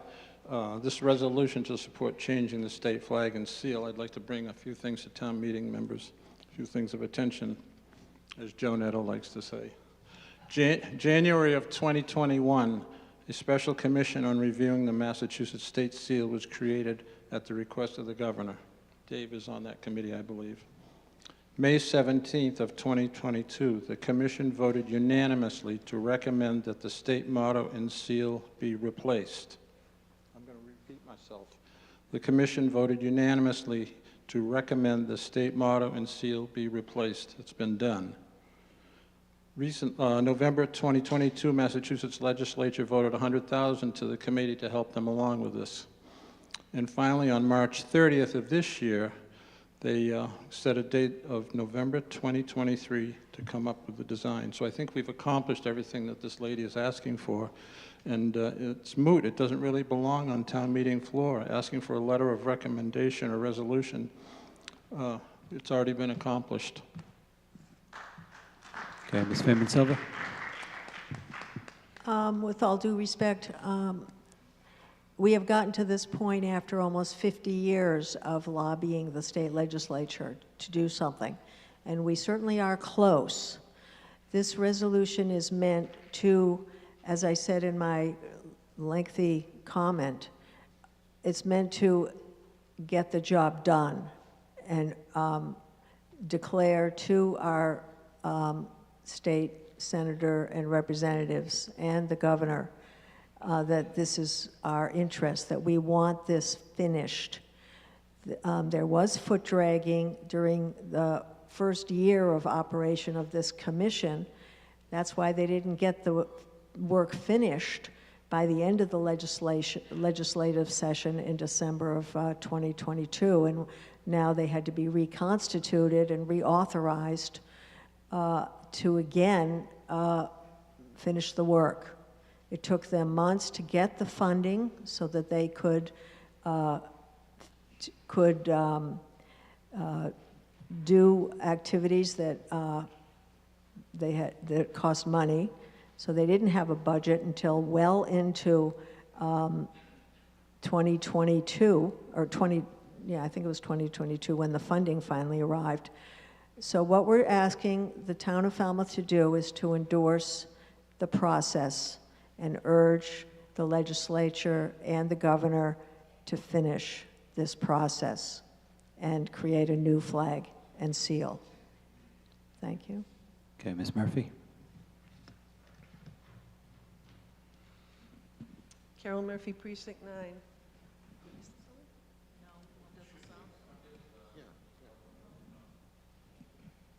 Carol Murphy, Precinct 9. I am a proud ancestor of the Abenaki Nation. I do not support this article. Thank you. Okay, in the balcony. Hi, Donna Hammers, Precinct 1. I definitely support this article.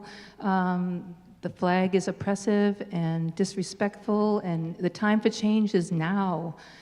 It's symbolic that we support our Native American people. We've done enough damage over the last 100 years or 300 years that we've taken over their land, annihilated them when they lived in harmony with the land, and it's the least we can do. The time is now. Thank you. Mr. Doyle?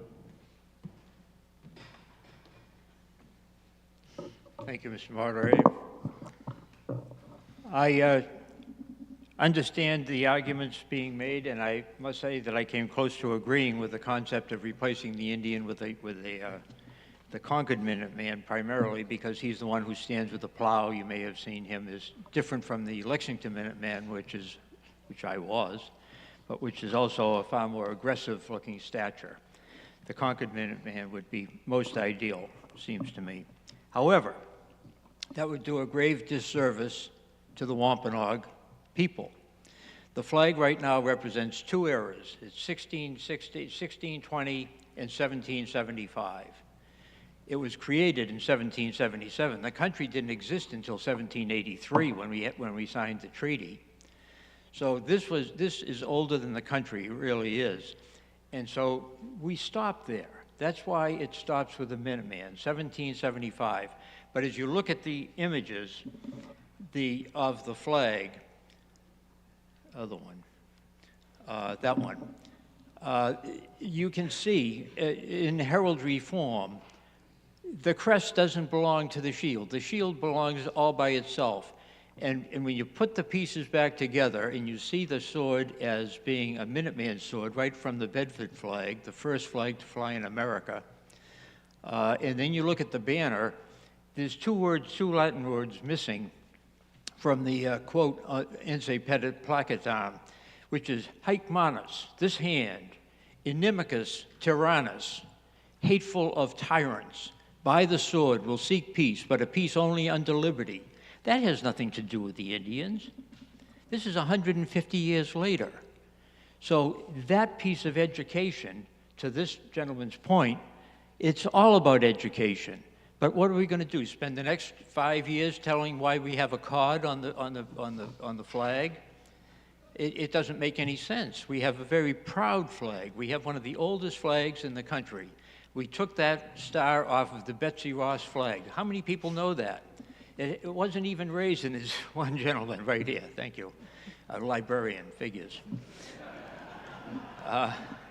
You know, and that's the point of it. I'll yield my 2 minutes. Thank you. Okay, Ms. Welch. Hi, Kelly Welch, Precinct 2. I'm also a member of the school committee, but I'm speaking only as a member of a town meeting on this topic. I just want to ask for additional support or provide support for voting yes on this item. And I want to come back to 2 points that were already made. One is the composition of the group that made that unanimous vote to change the seal. We're hearing that tribes from across the Commonwealth have asked for this. Members of the tribe right next door have asked for this.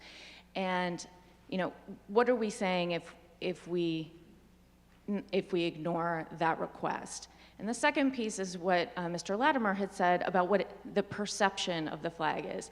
It should not, we can't rely on an entire history lesson to explain pieces of it. When people take a look at the flag, what do they see? What does everyone see without that history lesson behind it, from where all the pieces came from, for where the star came from?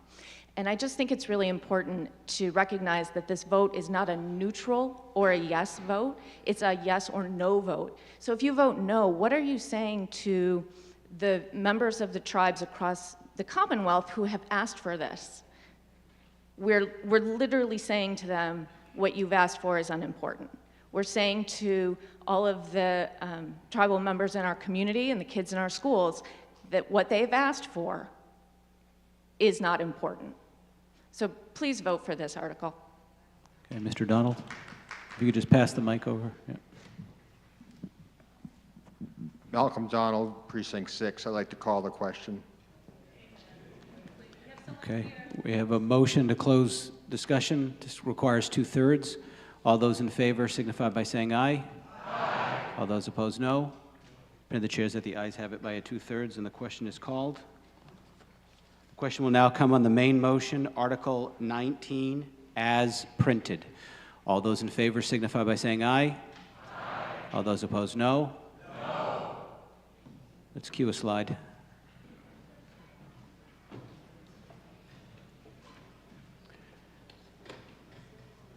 All those in favor of the main motion of Article 19 as printed signify by pressing 1A.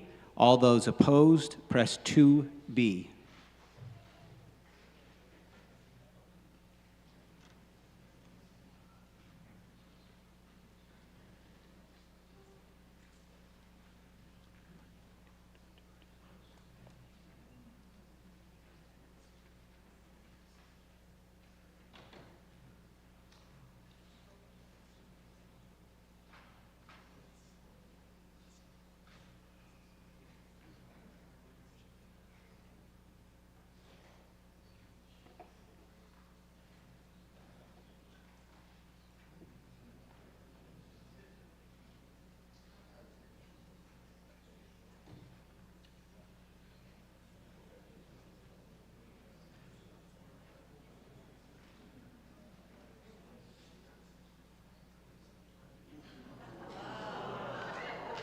By a counted vote of 98 in favor and 94 opposed, the article passes.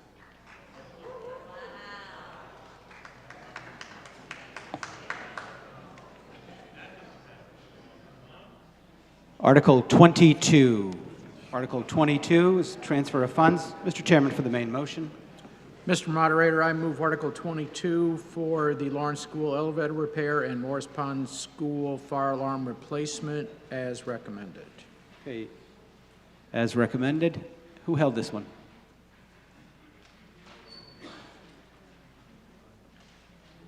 Who held Article 22?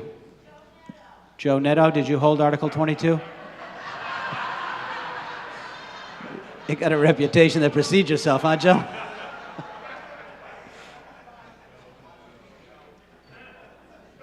If you want to release the hold, I'd be fine with that.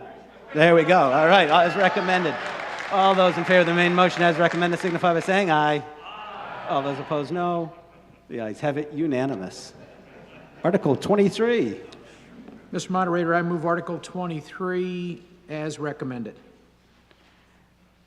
Okay, as recommended, this is $240,000 from free cash for the school roofs. Discussion on Article 23. Ms. Freitag.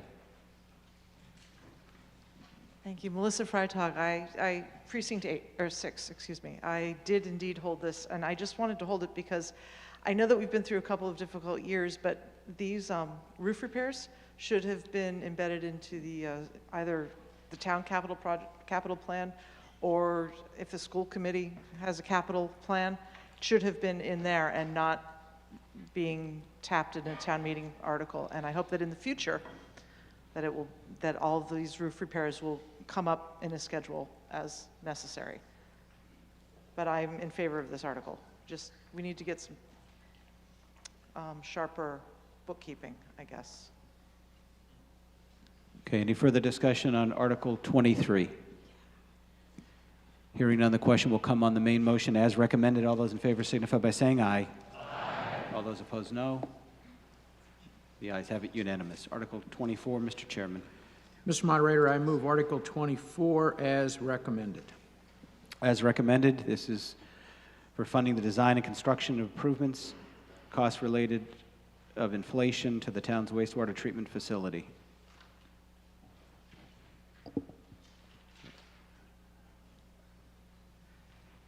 Yeah, let's start there and then we'll go over to Joe.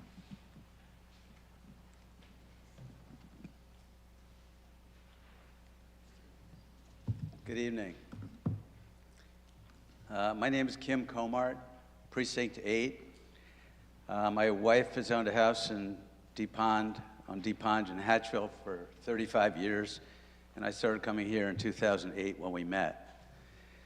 This is my first time speaking as a town meeting member. I'm honored, I'm nervous, and I'm filling the unfinished term of Megan English Braga.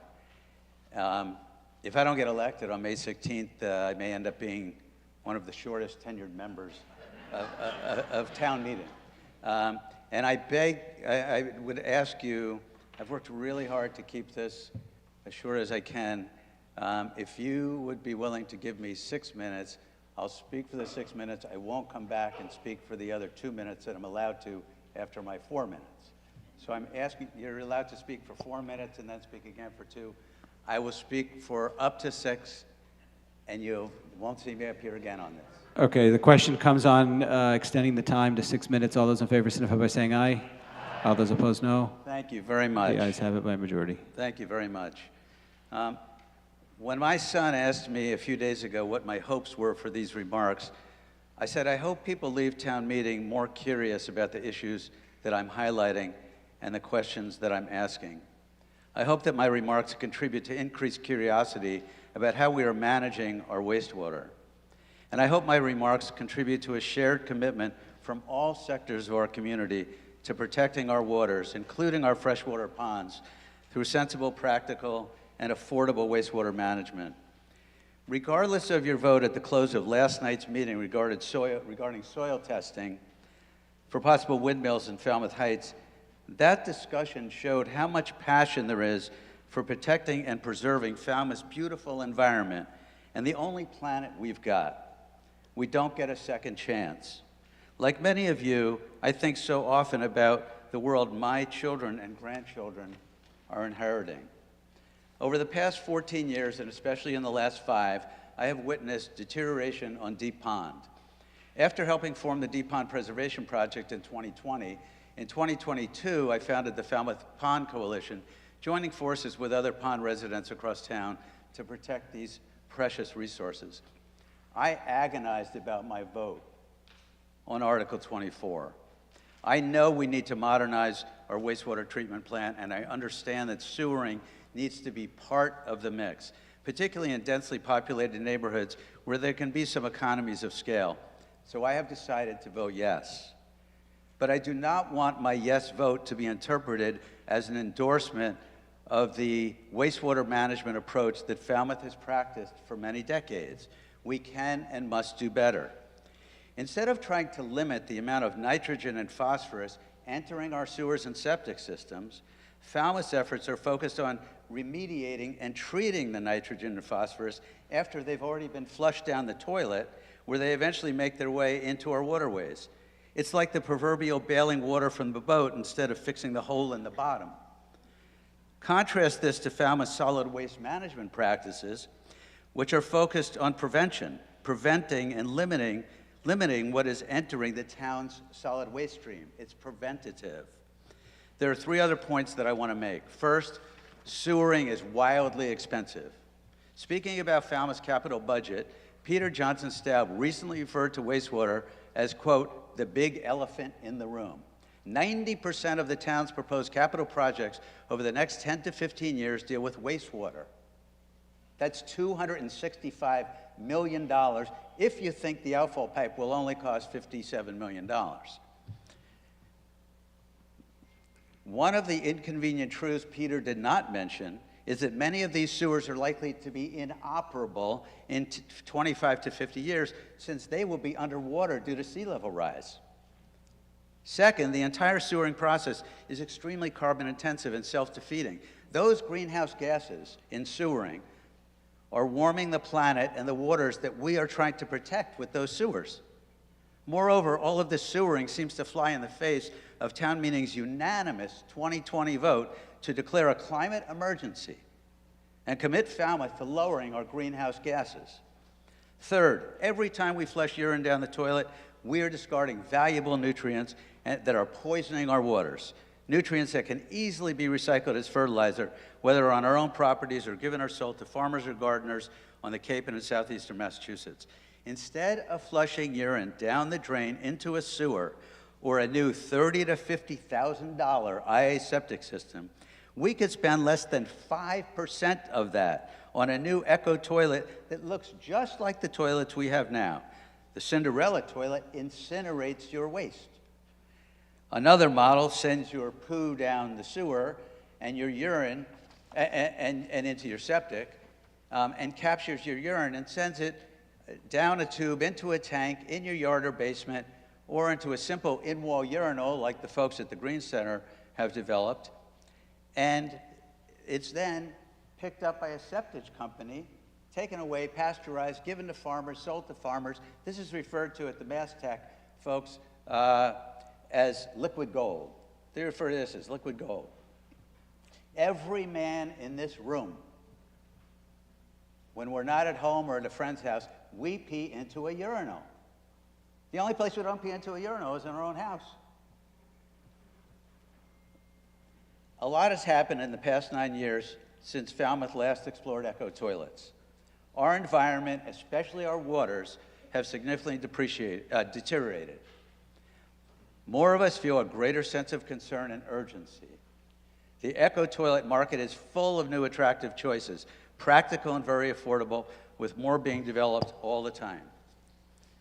I believe Falmouth residents, many Falmouth... We're at 6 minutes, Mr. Kumar. Okay, I got 30 seconds? All right. This is my last paragraph. Quickly. I believe many Falmouth residents with the right information, the leadership of the talented people on this stage, and their colleagues in town, the scientists and engineers who live in Falmouth, the right call to action, the right incentives would rise to the challenge, and working together create a model for how to sensibly manage wastewater in a coastal community, save money, and protect the waters of our waters and our planet. Thank you very much. Okay. Ms. Maingay? Yeah, you can come down front.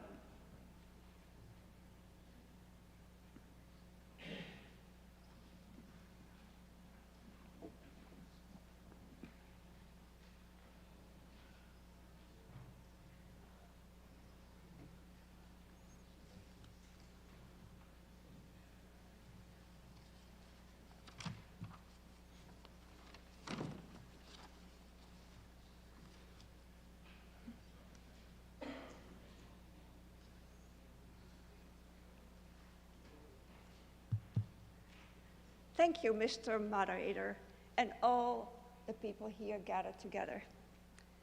Thank you for giving us the opportunity to speak. I might want to just point it up a little. My name is Hilde Menge, and I live in Precinct 8, and I'm a volunteer board member of the Green Center, a nonprofit research and education organization. We are here because we are very concerned, but also very excited. Concerned about the direction Falmouth is taking regarding the long-term financial health of our town and the greenhouse gas emissions and climate impact of large construction projects such as sewers.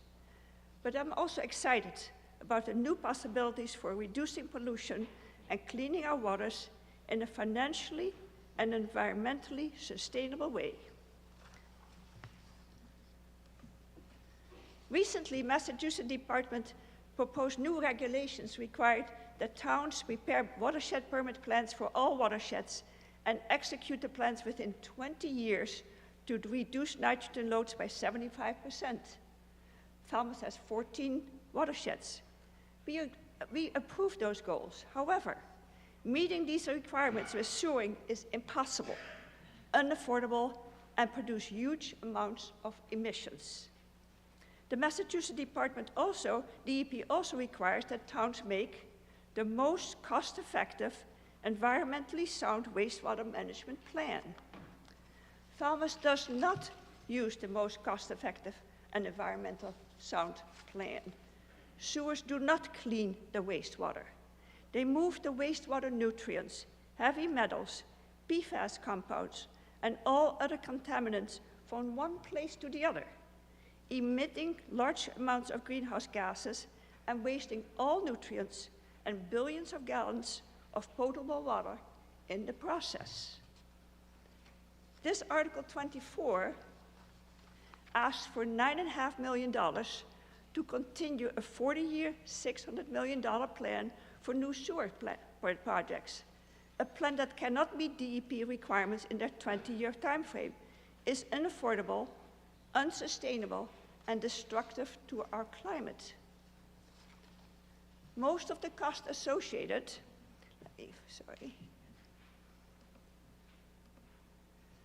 most of the costs associated with this Article 24 are for replacing 20-year-old equipment. Replacing and rebuilding our new sewer plants every 20 years is unaffordable. We don't have to bankrupt our town and ruin our climate to clean our waters. We can do much better. The goal of Mass DEP is not sewering or building sewers. The goal is nitrogen removal from watersheds to reduce water pollution. Let me give you some good numbers here. Urine contains 80% of the nitrogen causing that water pollution. One person produces 120 gallons of urine per year, containing 8 pounds of nitrogen. Urine is only 1% of the waste stream, but costs 80% the cost of the sewering. It's a tiny amount of the wastewater, but it's what causes all the pollution and what costs all the money for our sewering. It costs about $300 to $600 to remove 1 pound of nitrogen from a sewer plant. Keeping urine out of the water is the fastest and cheapest way to reduce water pollution, and is the most cost-effective, environmentally sound wastewater management plan available. We propose that some of the money now planned for sewers be used instead for urine diversion infrastructure. Urine diversion infrastructure is simple. It's low-tech, it's inexpensive, durable, reliable, water-saving, nutrient recycling, hygienic, and most energy Ms. conserving. Menge, we're at 4 minutes. I know you were going to pass the baton there. Mr. Barnhart. Thank you, Mr. Moderator. My name is Earl Barnhart, Precinct 8. I'm a volunteer board member of the Green Center. Here are 3 urine collection fixtures that have become available only in the last few years. The first one is a waterless in-wall urinal. The lid is open for use, but is normally closed.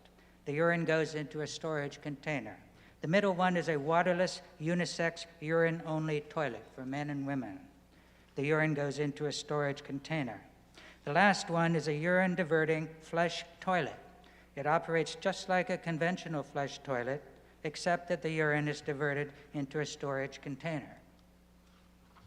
This picture shows an in-wall urinal, because that's the cheapest and fastest solution, connected to a storage container buried outside.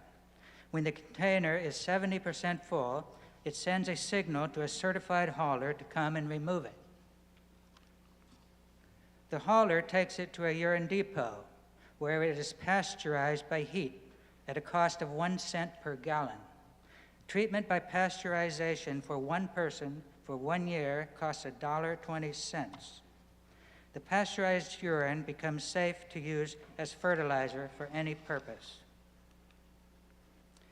We think that a pilot project would provide costs and experience with urine diversion methods. We are working with several groups to design a pilot project. The MassTech Alternative Test Center in Sandwich is interested in researching urine diversion. The Falmouth Pond Coalition sees urine diversion as a way to reduce pollution in freshwater ponds. Nutrient Networks is a New England nonprofit with experience installing urine diverting toilets.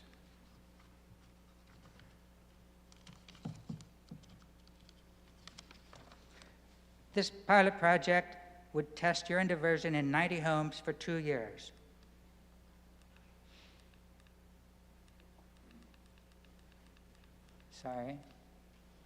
For 2 years. It would install 2 in-wall urinals and 1 other urine diverting toilet in each house.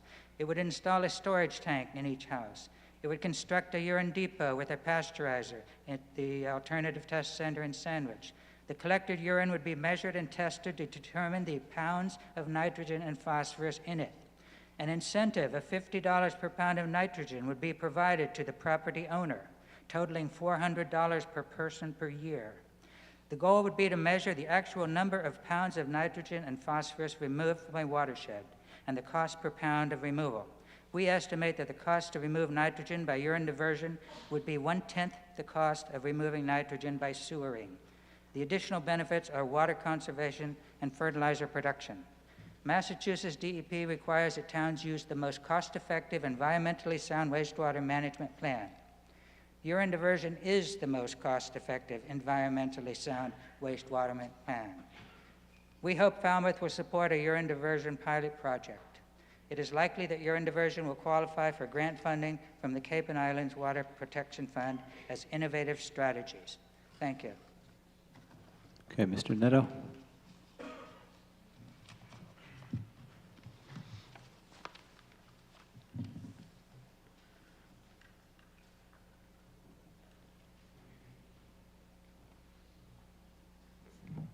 Good evening, Joe Netto, Precinct 9. I'd like to take this time out to thank our new finance director.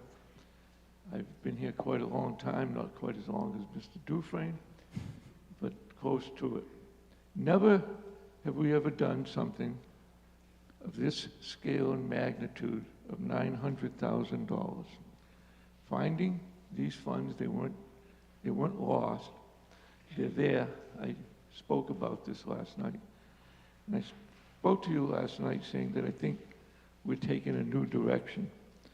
If you look on page 18 and look at the sums, they come up to 900,000, and look at the dates that we passed these, this money's been sitting there for a while. So, Mr. Santo, I thank you, the taxpayers of the town of Falmouth, thank you, because this cost to pay for this sewer plant improvement just got lessened by $900,000. And I think that deserves a round of applause. I thank you. Thank you, sir.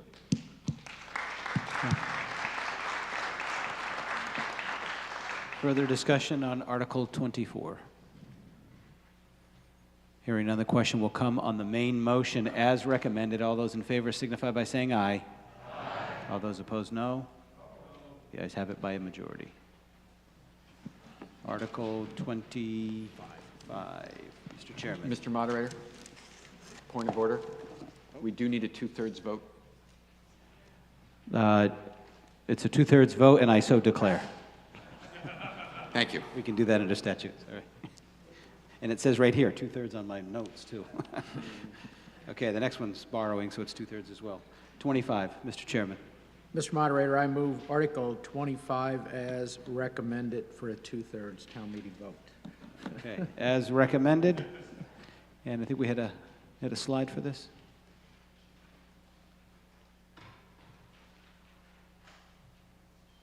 Actually, can you, never mind. Let's just switch to this for a moment. Hello, I'm Amy Lowell. I'm the town's wastewater superintendent. I need to start by making a small correction to the explanation for Article 25. The last sentence of the article says that $1.7 million in ARPA, which stands for American Rescue Plan Act funds, will be available to offset this cost. That was an error. The $1.7 million in ARPA funds was used for the design of the wastewater treatment facility improvements project that was covered in Article 24. This change, this correction in the explanation, does not affect the funding plan for the article. The funds for this project will be borrowed within the levy limit, and no tax increase will be required. Article 25 is the next step in the town's plan to improve water quality in our ponds, in our coastal ponds. This is the project the town's been working towards since we completed the sewer project to improve water quality in Little Pond. Great Pond is the next pond east of Little Pond and is severely impacted by nitrogen, primarily from septic systems. Article 25 is the recommended plan in the Great Pond. It was the recommended plan in the Great Pond Targeted Watershed Management Plan that the town sent to the state in December of 2022 and which the state approved in January of this year.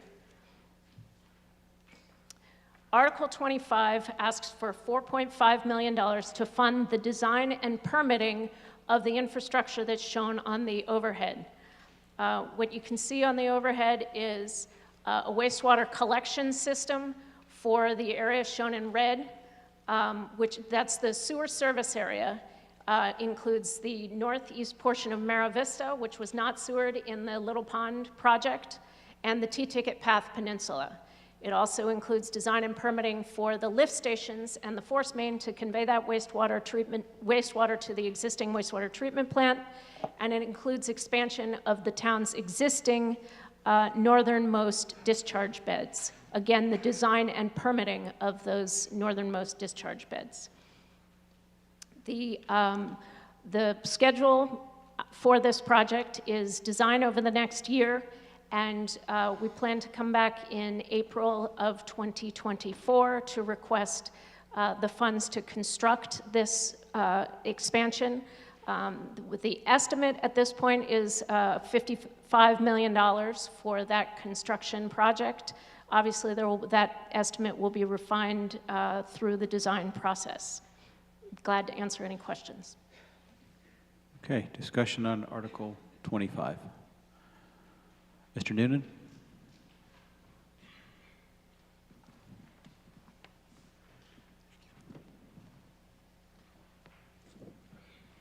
I just heard the figure of $55 million to sewer that area.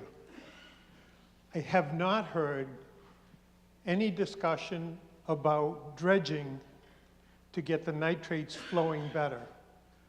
I think before the town comes back to us for $55 million, we need to know what it's going to cost to dredge, and to dredge the ponds before we approve this kind of money for sewering. Thank you. Ms. Lowe?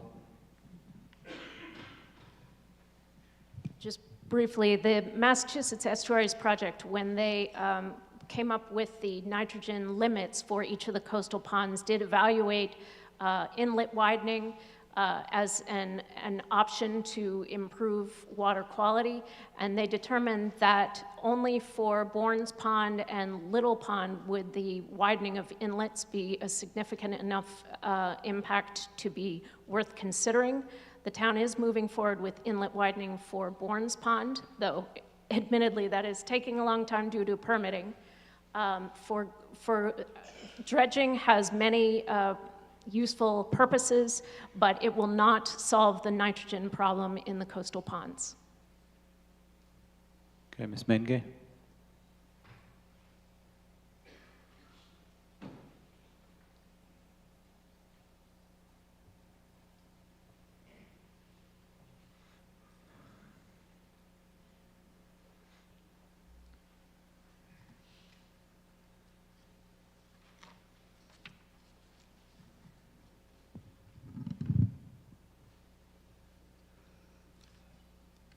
Thank you again for letting me speak.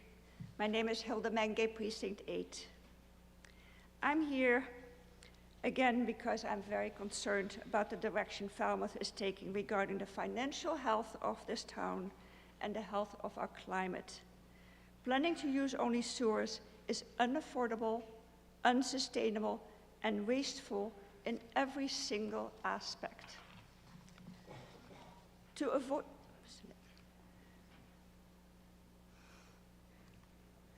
avoid catastrophe, human societies have 12 years to completely transform the way we use energy, natural resources, water, and land. In 2018, the UN IPCC said these words: "Now we have only 7 years left. The clock is ticking, and it has only gotten worse in the meantime. Stop that waste. Sewers waste enormous amounts of energy, all the natural resources of nutrients, and billions of gallons of potable water. To avoid catastrophe, we have to change now. Not in 7 years, but now. So I'm asking you, please vote no on Article 25, because that is just a gateway for the next step of $70 million of sewing. Okay, they said 55, but in a few years, it's not going to be 55. That's what they said last year. It was not going to be 24. In 1 year, it's 9.5 million more. We don't have to build more sewers to reduce our water pollution. We really don't.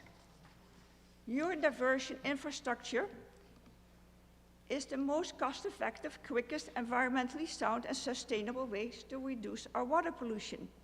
Just think about it. This $4.5 million worth of designing can install, which is for only 811 homes, that money could pay for all the infrastructure, urine infrastructure needed for the same 811 homes, save millions of gallons of water, and produce EPA Class A fertilizers for the money only for that design. It's dirt cheap, said one of the Water Quality Management Committee members recently. Dirt cheap.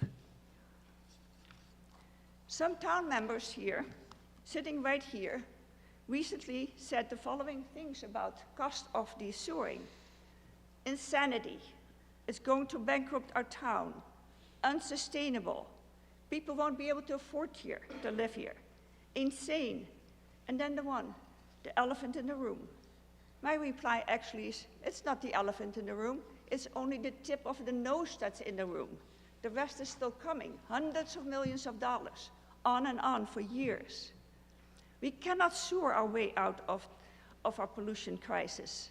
Managing our wastewater should not bankrupt us and should not destroy our climate at the same time. Please think about it. Vote no on Article 25. We have plenty of time. It takes them 2.5 years to even construct all the money that they have now for all their changes. We have time. Let's try something else. Stop spending money on sewer design that leads to another $70 million of sewering. And more sewering after, and more sewering. Instead, give P a chance. Your kids and the world will thank you. But if you really, really want to, and you really, really love flushing your human waste into energy-guzzling, resource-wasting sewers, more than a livable climate, food security, and an equitable economy for all, please vote yes on Article 25. And then go home and tell your children you voted for wasting energy, resources, and water, and for increasing global warming over their sustainable future. Okay, Ms. We Shepherd. hope, I have one more sentence. We hope Falmouth will support this urine diversion pilot project soon, and but there's no reason for anybody to wait. You can take action right now on your own. Your action now can stop polluting your watershed ponds and your watershed estuaries. Take action now. If you want more information, please contact us and we will try to help you. Thank you very much. Okay, Ms. Shepherd.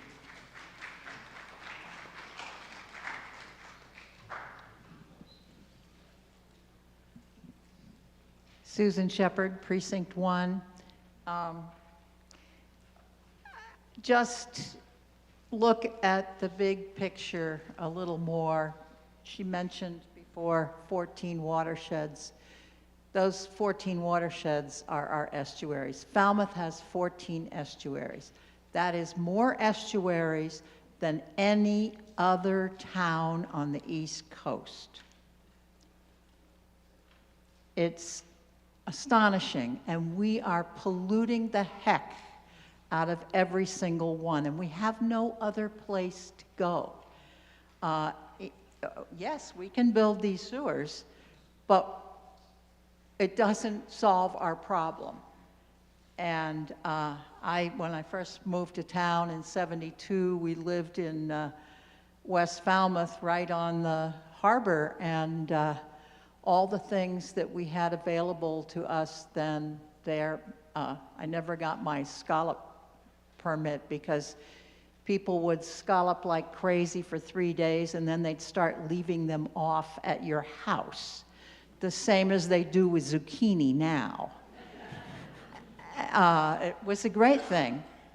Anyway, that's not there anymore. Our estuaries are becoming incredibly polluted.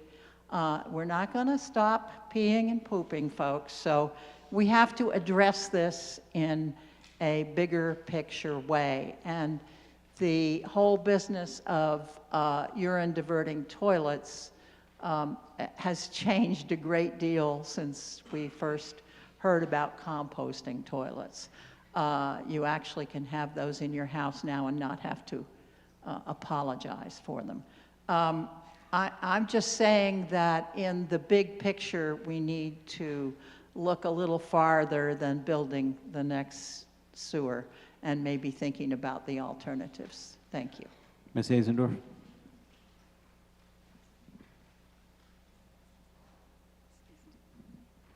Thank you, Mr. Moderator. Martha Azendorf, Precinct 6, and I live in West Falmouth. I live actually on a little area called Oyster Pond, which looks like a teardrop at the bottom of West Falmouth Harbor on the west side there. Woodwell Climate Research Center and the Buzzards Bay Coalition both are against this Article 25. It takes waste from one side of town and empties it into the other side of town. In this Buzzards Bay Coalition booklet that just came out recently, about 70 estuaries all around Buzzards Bay that they monitor, Snug Harbor, West Falmouth is the third worst in the entire Buzzards Bay. I have lived in West Falmouth for 42 years, since 1981. I used to eat blue crabs from Oyster Pond. When the bike path was built, you could see blue crabs from the large deck on kind of the Swan Pond. The blue crabs were kind of scrabbling over there under it all the time. Now there is lettuce-like seaweed algae that covers the bottom. The water is cloudy, there are no crabs at all. People forget that these estuaries are tidal. They only drain for half the day. Many of the boats in West Falmouth Harbor are pointed toward the current. They're not pointed toward the wind at their moorings. The water from the tides comes into the harbor. It holds any seepage from the wastewater treatment plant right where it is. It forces it back into these estuaries. It forces it under the Chappaquiddick Bridge, into Oyster Pond, into these little corners like Snug Harbor. It's tidal. And I just want you to say that any addition of nitrogen to this West Falmouth Harbor, to Herring Brook further up to the back end of Old Silver Beach, is just taking waste from one part of the town and putting it in the other. We can't handle anymore. Thank you. Okay, Mr. Turkington?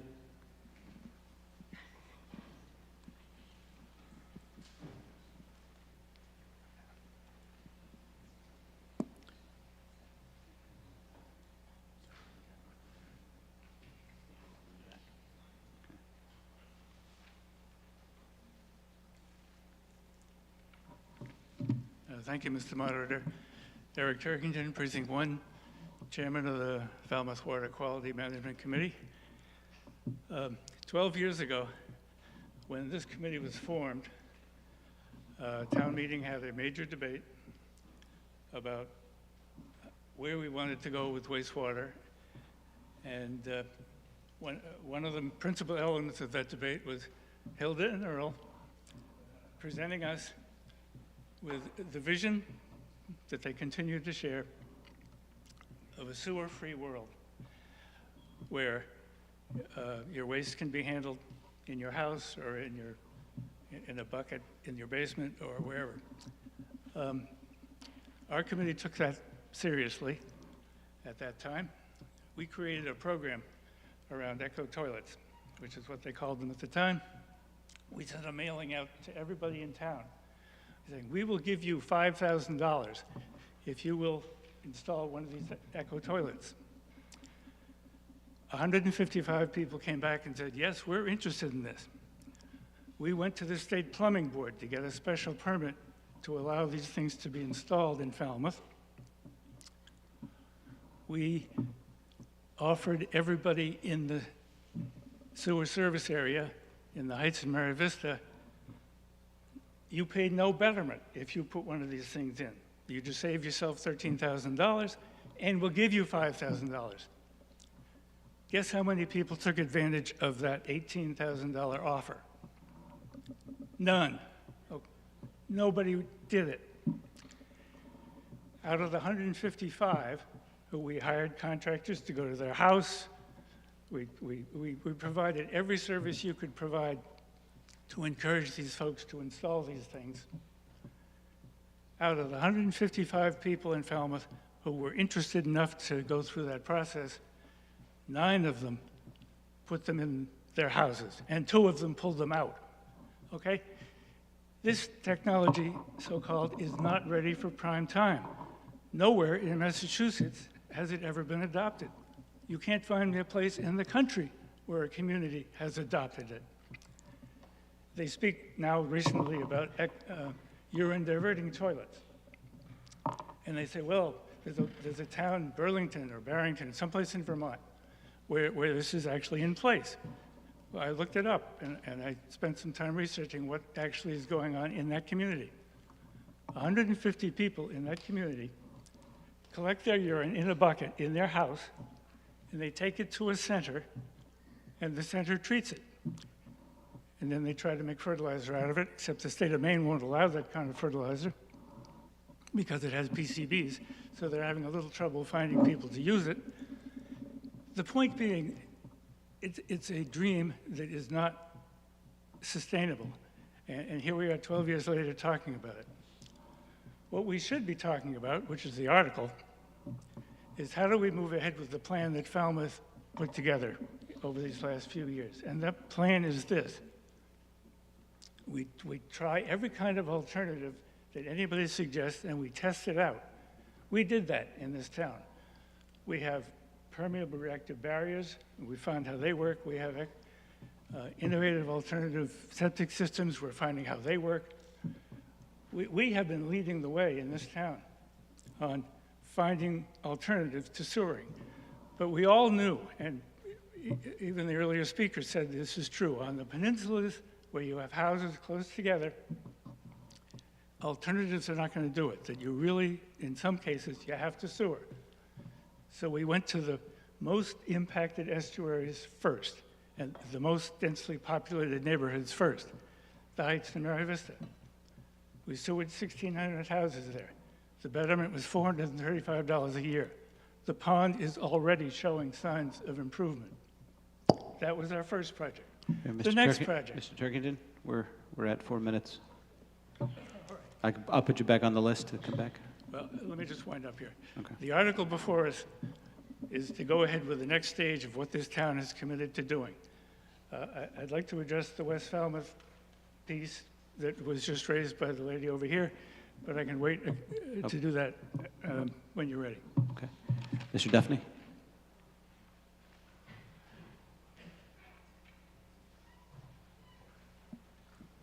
Thank you, Mr. Moderator. Michael Duffney, Precinct 6. I have a question that I'm hoping that Amy can help us with, Mr. Lowell can help us with, and that's, if it's appropriate to ask, and that's, where are we going to be heading with the next generation, if you will, of sewering, which is going to be the outfall pipe, which 40 years ago, we voted down, and now it's back. And my concern is that we're probably going to be somewhere in the neighborhood of $500 million in the direction that we're going, doing the sewering and putting it out in West Falmouth.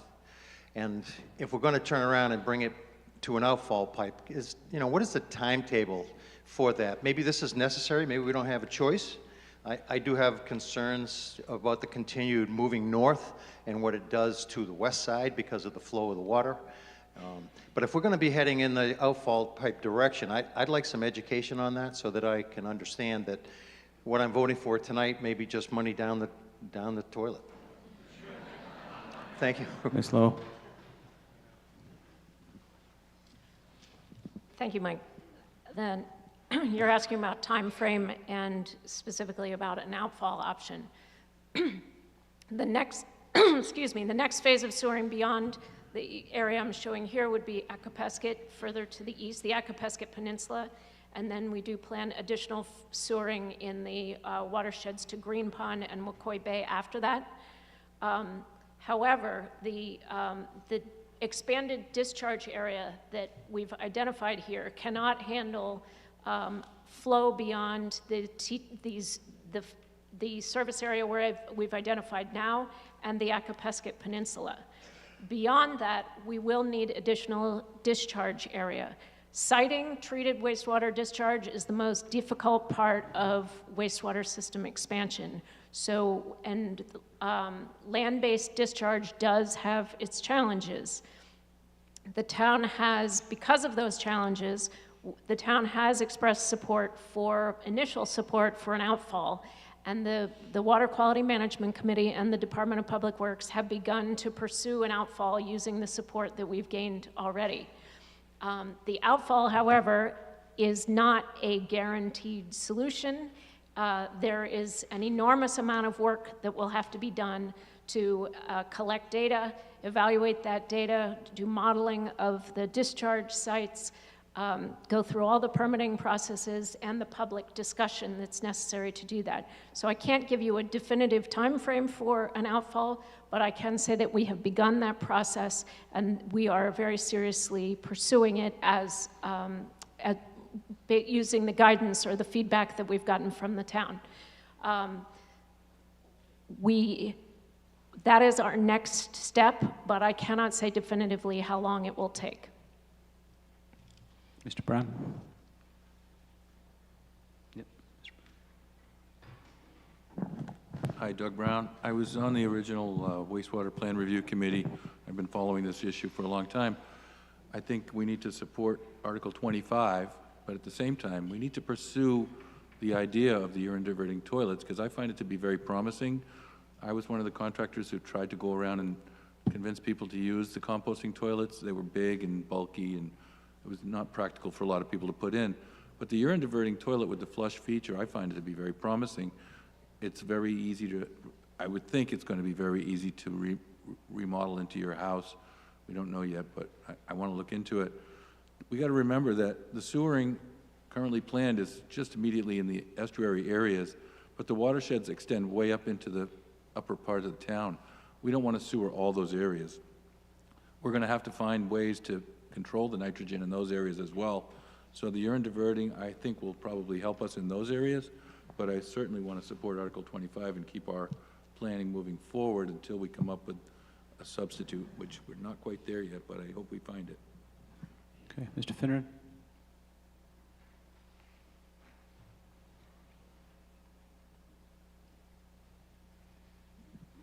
Mark Finneran, 98 Grand Ave. I'm actually not a town meeting member, but obviously I am a taxpayer. And I'd like just to add to this, Mr. Johnson-Staub's comment of the elephant in the room, which is absolutely true. But there's another elephant in the room as well, which is our water pipes. They're in horrible condition. They need to be replaced. And that will need to start before we ever complete this sewer project, this one or the next one or whatever. It's an immediate need. So I think to not explore the option of urine diversion is just the wrong road to go down. As Mr. Brown stated, it's completely true. There's certainly going to be areas in town where this can be used, and its effect would be immediate. And I know from experience, and I have an award hanging on my wall to prove it, you can use the stuff to grow a hell of a nice flower bed. And I just think it should be looked at. It's not a lot of money, and the future is very expensive. Any way we can reduce it or investigate how to reduce it. Maybe it'll be proven wrong, but I extremely doubt it. The people that are looking forward are looking at putting these IA systems in. What are they going to be, $55,000?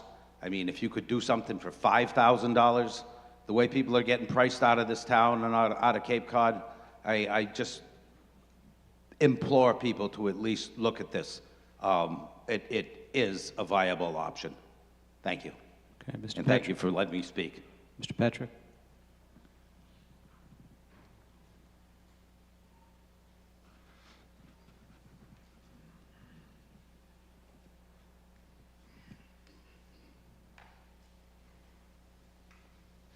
Matt Patrick, Precinct 7. I wanted to talk about the UD toilets a little bit more. We have had them in our house, 3 of them, for 12 years now.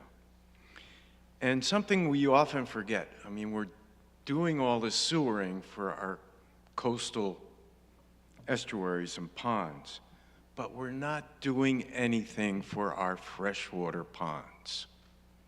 Remember that. And there are a lot of people who live around those ponds, and they're seeing those ponds go to hell just like our coastal estuaries are. And it's because of the same thing. We don't have any plans to do anything for these freshwater ponds.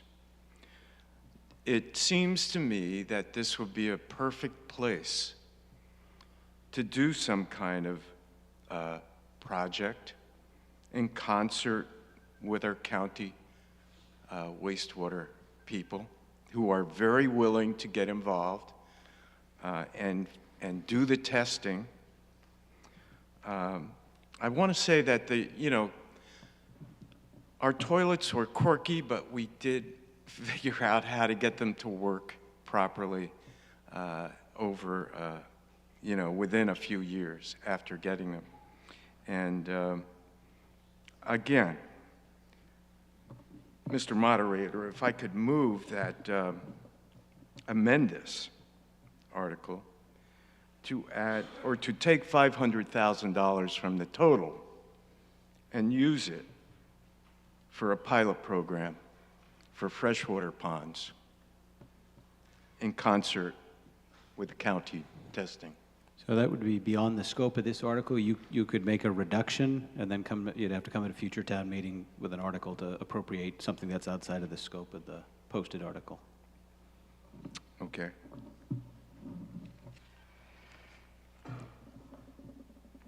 Okay, Mr. Turkington?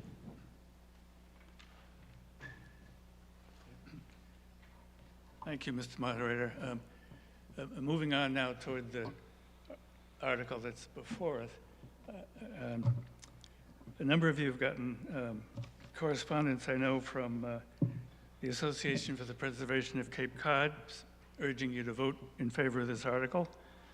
And I know you've gotten some correspondence from the David Dow, a spokesman for the Sierra Club, urging you to vote for this article, and we thank them for that. You've also gotten a letter from the Buzzards Bay Coalition opposing the article, and I want to address that. The Buzzards Bay Coalition has been a good partner and a good friend of this town in many instances. 30 innovative alternative systems were put into West Falmouth under a program by this town with them as a partner. And the legislation that actually allowed outfalls was put forth by this town and supported by the Buzzards Bay Coalition. So we can be good friends when we want to. But they're great advocates. And as we talk about an outfall, this is just the beginning of talking about an outfall, but our committee is unanimously supporting the idea. And needless to say, the Buzzards Bay Coalition, once they heard it was going to be in Vineyard Sound, they support the idea, and very enthusiastically. So, but like good advocates, they always want more. So we're coming to the town now and saying we want to do a collection system for T-ticket. If you're going to do a collection system, you have to have a discharge site. And we're saying the discharge site that the DEP approved for this town 5 years ago has the capacity to take more. It has the capacity to take enough more for the next 5 to 10 years so that we can move ahead with an outfall. an outfall really is the answer to everything because it takes extremely well-treated wastewater. I mean, it's down to like 95% of the nitrogen is gone and everything else is gone. It puts it out in a place where the currents make it disappear within a couple of 100 feet. Okay, Mr. Turkington, time's expired. This 4-minute problem is getting to be a problem. Let's see, Mr. Comart.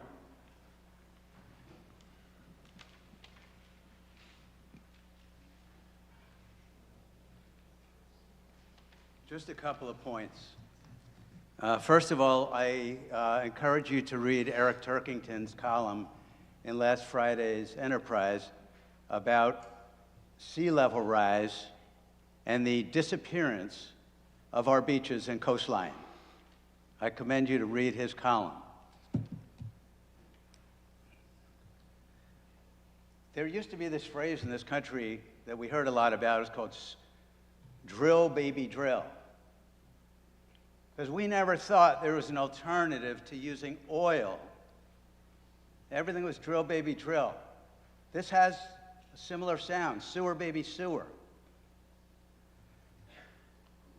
Why don't we just stop putting our urine, at least, into these systems? We take a little bit of urine, we put it in 1.5 gallons of water, and we put it into our toilets and down into our septic systems and sewers. Now we're spending hundreds of millions of dollars to reverse that process. Come on. In regard to this issue that I keep hearing about what happened 9 years ago, whatever it was, my mother used to say there's 3 sides to every story. One story in this town is we made a great effort to get people in this town to try a different kind of toilet. They were composting toilets. It didn't work. What they're not saying is that you supported $500,000 being spent on that initiative. After spending $190,000 of it, they pulled the plug. Pulled the plug. $310,000 was never spent on that initiative. They gave up. They were supposed to hire an outside consultant to do this. They hired an in-town person to manage that project who really did not believe in all this. The effort, with all due respect, could have been much better. So anyway, there's another story that this was well done. There's a story it wasn't well done. The truth is probably, like my mother said, somewhere in the middle. We have 28 great ponds in Falmouth. They're all deteriorating. You want to see a deteriorating freshwater pond in Falmouth? Go to Cedar Lake in July. Go to Cedar Lake. You can almost walk across Cedar Lake. A house there that was worth $1 million 5 years ago, if you go there in July, you wouldn't pay more than $500,000 for that house.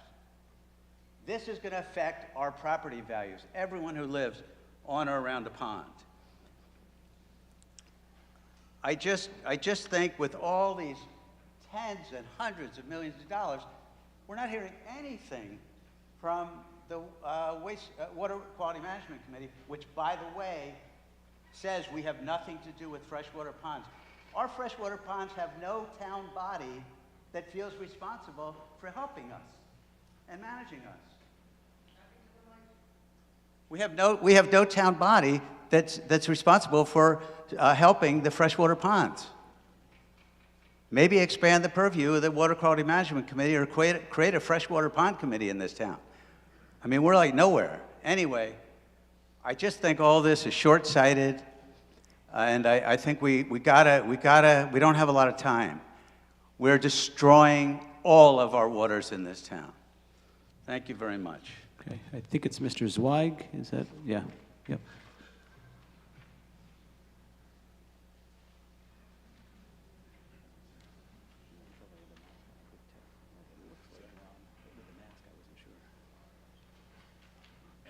Thank you, Mr. Moderator. Ron Zweig, Precinct 1. And just a little bit, I was a member of this body for about 10 years and also served for 10 years on the Water Quality Management Committee. So there's a little bit there in which I'm talking about. But I think that the first thing is that technologies have changed, and the innovative and alternative septic systems are relatively new, and they can have some effect. They're not the best technology, but that's something new that the town's exploring and actually testing in various areas. So that's one thing. So when we come to the urine diverting side of things, especially the in-home urinals, I think I have a rhetorical question that I can ask, but you don't need to answer, just for the men. How many of you have ever used a urinal? I mean, this is not a new technology, right? I mean, it's like, you know, it's basically, and that's really enough. And in many cases, I think we'll find through the studies that just diverting that urine is adequate, although women can participate as well, of course, with other technology. But that is a question. There are also waterless urinals that I think many men, at least, have had experience with. So I think that this is a very important element in this, and things have changed. And I think that when it comes to, at this meeting, I think over the years, I don't know how many times we heard the phrase, you know, you're putting the cart before the horse. Well, that's come off quite often. And I think we have a case here where that is the case, that we really need to look at this particular urine diverting alternative and put the horse before the cart. I think it's time now. This is a good time to really get things organized in a way where that can happen. And I think that that one thing is, and it's been spoken of also in this meeting many times, on many of the articles concerning financing, can low-income households afford tax increases? And they seem minimal, but they keep building up. Now, the Article 24, as you know, the cost increased by 40% in 1 year. Now, one of the former town managers about 10 years ago calculated how to finance the sewer program by using all of the retired debt for new borrowing, and therefore there would be no tax increase. And that was the plan. Well, this new thing with the 40% increase suddenly on one component is something. The sewer outfall was not even in the plan, and that's another $55 to $80 million. So it's like, that's an addition. And so if things are increasing with all of these programs, we're going to be in that element. Now, also, with regard to Buzzards Bay, comments about Buzzards Bay Coalition by former speaker and colleague on the Water Management Committee, they are, yes, in supportive of the outfall, but in Vineyard Sound, not in Buzzards Bay. But they're opposed to the site that was cited, that was built, because it would draw more nitrogen, more nutrients into Buzzards Bay. So that site, that's what they're opposed to, is what this project is targeted to use. So that's an important correction, I think, about that. So I think the main thing here is that we need to look ahead and think about where these costs are going, and if there is a more cost-effective solution that we can explore and test and find out, it's time to vote no on this for now, and find out really if there's a better way putting the horse before the cart. Okay, Mr. Zweig. So, thank you. We're at 4. Mr. Keefe?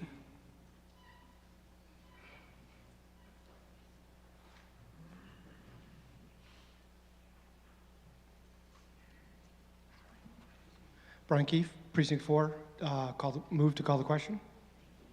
Okay, we have a motion to close discussion, requires 2/3. All those in favor signify by saying aye. Aye. All those opposed? No. And the chair said the ayes have it by the 2/3, and the question will come on the main motion. As recommended, this requires a 2/3. All those in favor signify by saying aye. Aye. All those opposed, no. No. Let's queue up a slide. All those in favor of Article 25 as recommended, press 1A. All those opposed, 2B.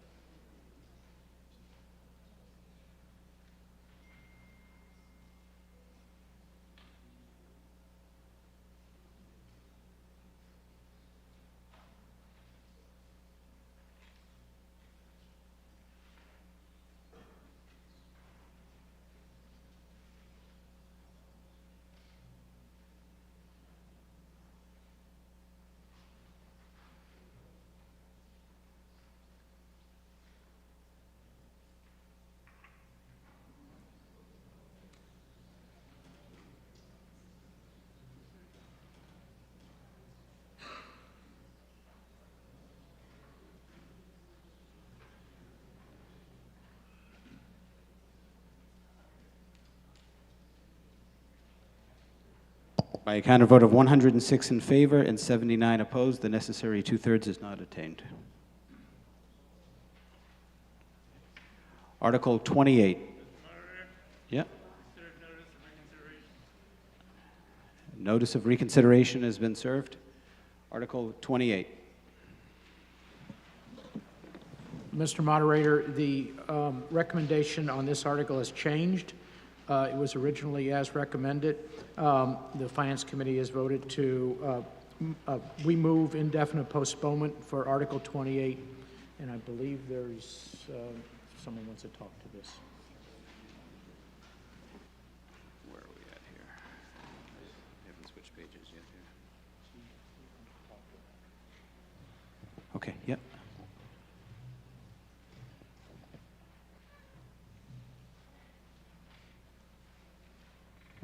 Good evening. Mike Rigetto, Acting Water Superintendent.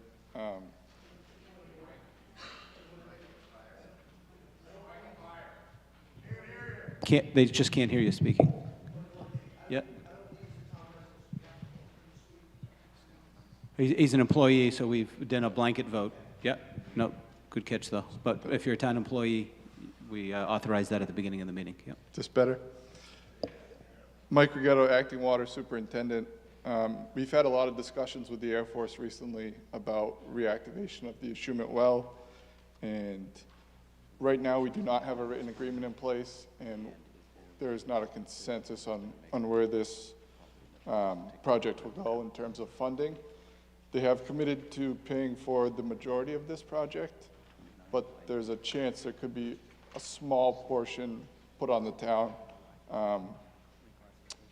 for the reactivation of the well, but the treatment aspect would be fully covered. So we're asking for indefinite postponement so we can have a written agreement in place and then come back. Excellent. You've all heard the main motion, indefinite postponement. All those in favor signify by saying aye. All those opposed, no. The ayes have it, unanimous. Madam Chairman, number 29, classification plan. Mr. Moderator, the recommendation for Article 29 has changed. I move indefinite postponement on Article 29. Okay, Article 29, we already did the reclassification, so the main motion now is indefinite postponement. All those in favor signify by saying aye. All those opposed, no. The ayes have it by majority. Article 32. Article 32 is a new main motion. Mr. Moderator, I move Article 32 as printed on a handout or slide. Okay, is there anyone, any town meeting member that didn't get Article 32 handout last night of the new language? Where they were handing them out last night when you came in. We're going to put a slide up, but there's also handouts. Stand up if you do not have a handout for Article 32 as a town meeting member. Oh, they handed them out tonight. Okay. They told me they were going to hand them out last night. So whatever. If you anybody not have the handout? Okay, I need two handouts in the back right. I need two in the back right and three in the back left.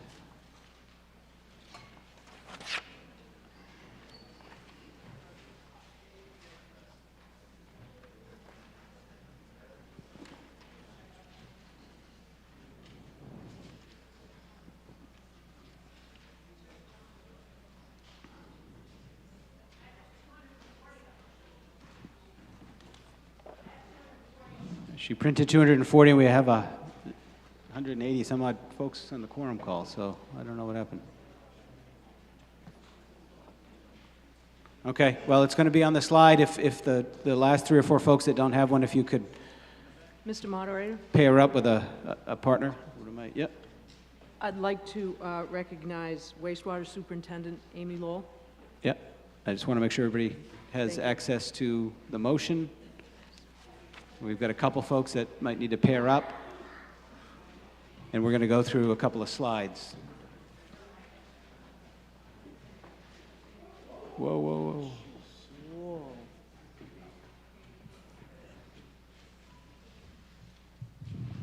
Hello. I know nobody likes to have a new main motion at town meeting. I don't like it either, and I'm sorry to have to do that. We were in negotiations and discussions with the Department of Environmental Protection until last week, and at which time we resolved language for our flow-neutral bylaw that would meet the state's requirements for a 0% interest loan. The change to the flow-neutral bylaw is very straightforward in the end. Really what the state wanted in order as a criteria for the 0% interest loan for the wastewater treatment facility improvement project was that the flow-neutral bylaw, number one, refer to specifically to the town's targeted watershed management plan that was approved by the state in January, sent to the state in December of 2022. They wanted a specific reference to that, and then they wanted the exact language of the bylaw, the flow allocations within the bylaw to match exactly the way the flow allocations were described in that plan. So unfortunately, the way this article is written, the same changes to the bylaw are written 3 different ways within the original article. And so it was way too complicated and confusing to go and try to show the changes from that warrant article to the current version. So instead, what you were handed out, and what I emailed to all town meeting members late last week, was a replacement motion for the Article 32. And that shows the changes from the current bylaw that are proposed for this town meeting. The flow neutral bylaw could use some additional work. The flow neutral bylaw could use some work streamlining it. We will need to come back. That is a significant undertaking that we'll need to come back to town meeting for in a future date. This article is just to change the wording to meet the state's requirements for a 0% interest loan for the wastewater treatment facility improvement project. Because the language is presented 3 different ways in the original article, it is 4 slides to go over all of that. But that is the 4 slides are what are shown in your handout.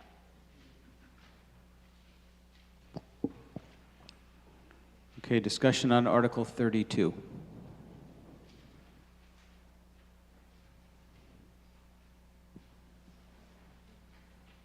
In the aisle, are you down here to speak on this one? Ms. Magay, are you speaking on this, or? You're waiting for what? No, okay. All right, hearing no discussion, the question will come on the main motion as printed in the handout and on the slide. All those in favor signify by saying aye. Aye. All those opposed, no. The ayes have it, unanimous. Article 33. Madam Chair of the Board of Selectmen, for the main motion. Mr. Moderator, I move Article 33 as printed. As printed, this is deleting the stable regulations bylaw. Who held this one? Joe, did you hold this one? No. Can't blame this one on Joe. Anyone want to speak on Article 33? Yeah, in the back. Mr. Donahue? Is that who it is?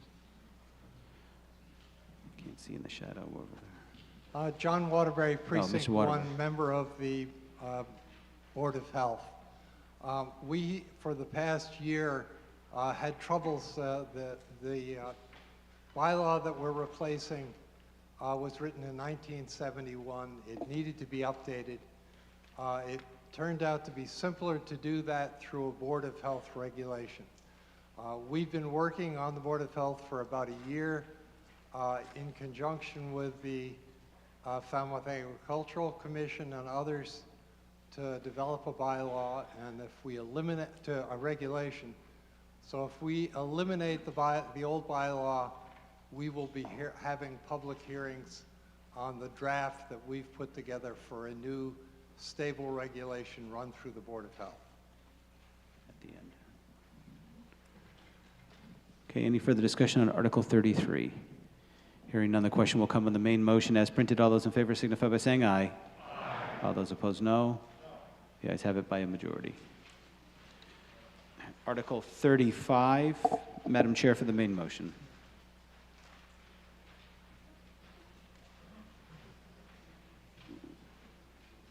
Mr. Moderator, I move Article 35 as printed. As printed, this is to authorize the Select Board to grant easements for NSTAR at the municipal parking lot in Depot Ave. Discussion on Article 35. Mr. Latimer.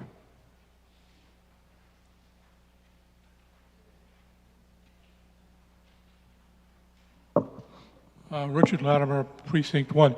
I just wanted to ask the selectmen, what consideration did they give to the effect of the underground cables that the Eversource is going to install on the neighborhoods, Simpson Lane, Greengate, and the surrounding neighborhoods, to where those underground cables bringing power out to the island? What consideration was given to that?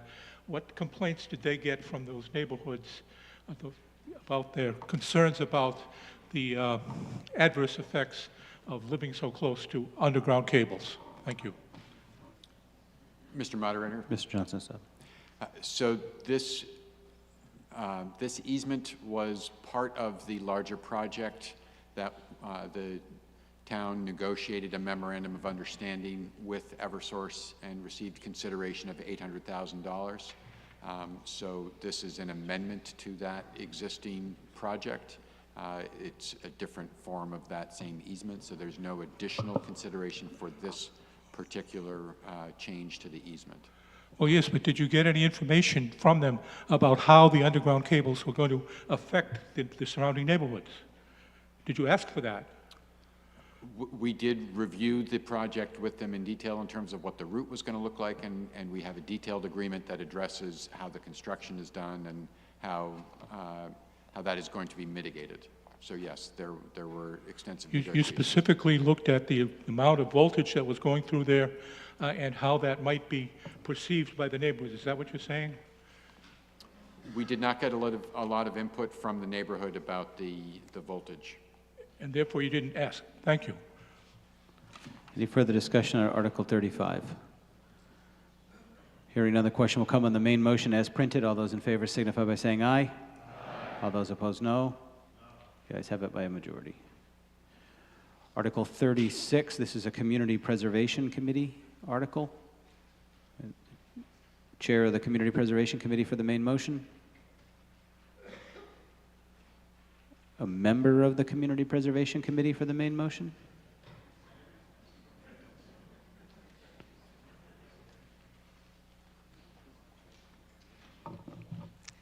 I recommend Article 36 as recommended. Okay, as recommended, this is to appropriate the sum of $200,000 from undesignated fund balance to restore the Upper Coonamessett River. Discussion on Article 36. Somebody held this. Joe, was it you? Any discussion on Article 36? Hearing none, the question will come on the main motion as recommended. All those in favor signify by saying aye. All those opposed, no. The ayes have it by a majority. Article 38. Ms. CUNY from the Community Preservation Committee. Sandra CUNY, Vice Chairman of the Community Preservation Committee. I recommend Article 38 as recommended. As recommended, this is to appropriate the sum of $577,076 from fiscal 24 community preservation estimated revenues to continue the rehabilitating the exterior building features of the Edward Marks Building. Mr. Dufresne.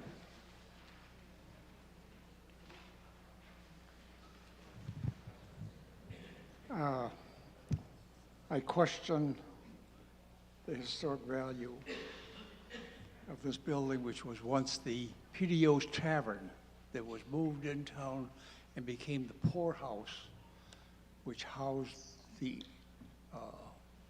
people that were sleeping outside as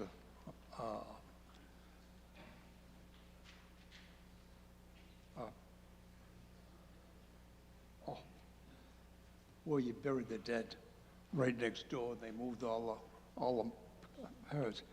My problem with what is the original or ultimate purpose of spending the kind of money that we're spending? Is it going to be used as some kind of functional town building? The building is in terrible shape. I've gone through it back when I was in office, and so I question the $577,000. Is this like the first step of a total interior remodeling? Could I get an answer to that question? Is there anybody here that is on that committee that's going to be supervising the work? Yep, Mr. Duffy. Oh, or Mr. Stone. I get three people that want to answer. Thank you, Mr. Moderator. Michael Duffy, Precinct 6. Mr. Dufresne, there's been some substantial renovations that have already taken place in the building that a lot of folks may or may not be aware of that was done in the last 20 years. Okay, there was a lot of structural. They started with the structural piece of it, and they've got the building so that it's in decent shape in terms of the structure. That said, it's still in somewhat original condition on the inside, and that is where there is a historic preservation on the inside. So when you look at the big picture and you look at, as you pointed out, this building being the oldest municipal building, I believe, in the town of Falmouth. What is that? I believe this is the oldest municipally owned building in the town of Falmouth. Yes. And so there's a lot, actually, of pride that goes into the fact that this building has been preserved up till this time, albeit marginally at best. And so there was a committee that was assigned to try to rehab this building so that it could be used, I believe, for the human services at the time. That said, we undertook, I'm on the committee with a number of other folks that have undertaken an interior preservation study of the building, which then also brought in the exterior of the building. And if you look closely at the building and understand some of the historic attributes of the construction of the building, it's been compromised. I want to be careful with what I say, because it has been compromised over years in order to save money to maintain the building. It has aluminum gutters on that, on some parts of it. The trim detail, it completely needs to be redone. We put a roof on the building a few years ago. That was kind of an aside, if you will, to what the committee was doing. It was not something that we were in favor of, because we wanted to restore the exterior of the building to its proper nature before we put on the proper roofing material, which was a wood roof. It's not an asphalt roof like it has today. That said, we also have, one of the members of the committee has actually, over the last 10 or so years, restored all of the double-hung windows in that building. Taken out the sash one by one, rebuilt the sash, put them back in, so they are all, of the historic nature that they were. So this whole study and so forth brought forth, the portico needed to be redone. There was, there's no fencing around it to make it look like it used to. There's a whole bunch of attributes of the building that are totally missing, that it's going to cost a ton of money, as you can see, to bring this building back to what the town could be proud of as one of its oldest municipally owned buildings in the town. The alternative is not pretty, and I would suggest that we consider restoring the building. It's there, it's been there. I don't believe it's going to go anywhere. I don't know what the future use of it may be, but it was used. It was used, I believe, by, I want to say the RMV used it for a while. So anyways, I don't want to belabor this, but there's a lot of merit, and we struggled amongst ourselves to come to grips with what the right thing to do with this building is. So I'm happy to try to answer any other questions people might have. My concern is an investment of $577,000. That's going to take care of all the problems that we're looking at every day when we go by it. But what is the ultimate use, in your eyes, for that building? Are they going to use the second floor, which was condemned? The foundation was condemned back when I was in office. Well, that's actually on the list. The foundation is structurally sound. It needs to be repointed. You know, a lot of the parging in the joints has come out and so forth. So that does need to be done. If you open the bulkhead, you wouldn't walk down the stairs. You'll hit the bottom of the first step. I mean, there's just, you know, it has some deficiencies in the building that are you know, serious deficiencies. But again, the alternative is to remove the building. I don't think that that's really on the table. But that's not for me. We were directed through the administration of the town to come up with what we've come up with plans to, and this has been painful and long because it's a very detailed report that we worked with, and we're also working with a building that has already been renovated in some ways that we don't agree with, and that the historic nature of the interior of the building where the preservation exists, you know, it's somewhat been compromised, and it needs to be, if we're going to do this, we need to do it right. The other piece of it, just to understand, is that we're not going to hire a local contractor to go in there at the rate that you are going to pay as a homeowner. We're going to be paying the prevailing rate. So that in itself adds a tremendous amount to this, you know, to the price of this project. And that's out of all of our hands, I believe, because of the, you know, the nature of the holding of the building. Thank you. Fellow town meeting members, my concern is the expenditure of $577,000 for a building that was once called the PDO's Tavern. It was used for the indigent people that didn't have a place to sleep. And what will the building ultimately be used for? Are we going to try to make more municipal space in a building that's a total derelict? I have some serious concerns with no explanation of the $577,000. I go by the building all the time, and I feel we've cheated the historical significance of that building, which was the PDO's Tavern. Anyway, it's. Okay, Mr. Dufresne, I think I'll keep my eye on it. I think we might have an answer here. Thank you. Mr. Johnson-Sub. So I do just, it was mentioned, but I do want to reiterate that there is a municipal use for the first floor. So the Human Services Department is going to move into the first floor. A use for the second floor is more problematic because in order to make it accessible, it would require an elevator and an addition. That's not part of this $575,000. This $575,000 is just to restore the exterior. But I just wanted to make sure it was clear to town meeting that at least for the first floor, there is a municipal use plan. But it's not clear, and I'm glad that you spoke up, because it's not clear under this $577,000 that it ultimately could be $1 million plus occupational, which never should be asked for to start with. The building is not suitable for human habitation except for the one office space that's been there since they did that minor remodeling. But right now, that building in the interior is in tough shape. And I would hate to see this investment of $577,000. First of all, let's put a sign out there that's the PDO's Tavern. It's not the Eddie Marks building. Okay, Dr. Schneider. Thank you.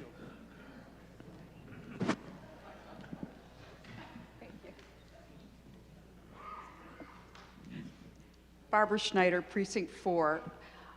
Sometime between 2006 and 2013, when I was on the Community Preservation Committee, we brought this project to town meeting, and at that time, we had all the same concerns. We actually had a thorough investigation done of the building. We came up with the whole realization that the second floor was not going to be able to be used. It was never going to be cost effective to get it to that point, and that what we were best off doing was getting it shored up enough on the outside to look decent and usable on the inside. And I do believe it was the Department of Motor Vehicles that was going to use it, and I believe we even might have It sold. was actually the Falmouth Retirement Board. Yes, okay. And then they were going to sue the town. The RMV never got here, but they wanted to come. Yeah, they wanted to come. And so I just want to say that, like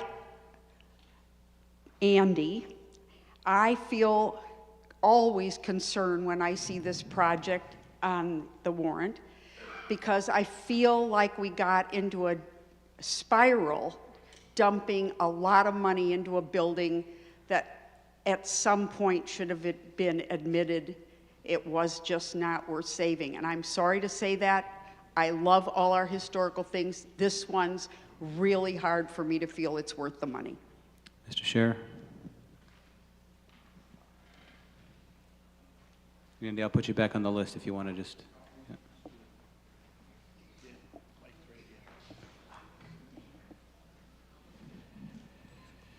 Well, Dan, Chair, Precinct 6. Sorry it took so long to get up at 85. It's a problem. What this building should be very valuable to this town, and we've demolished it. We have spent, and I would say, at least $1 million on it so far.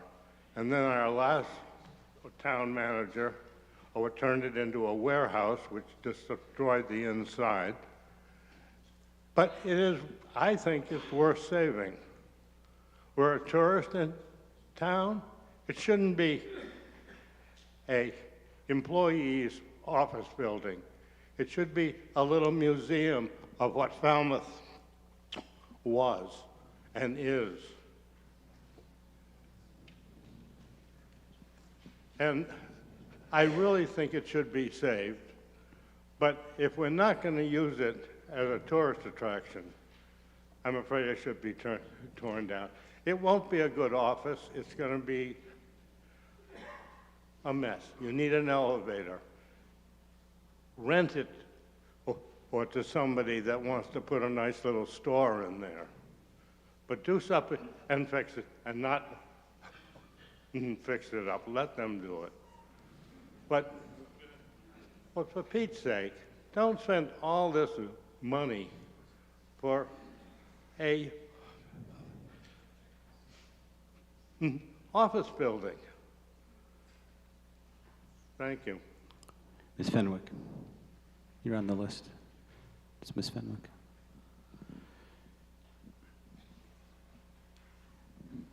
Judy Fenwick, Precinct 1.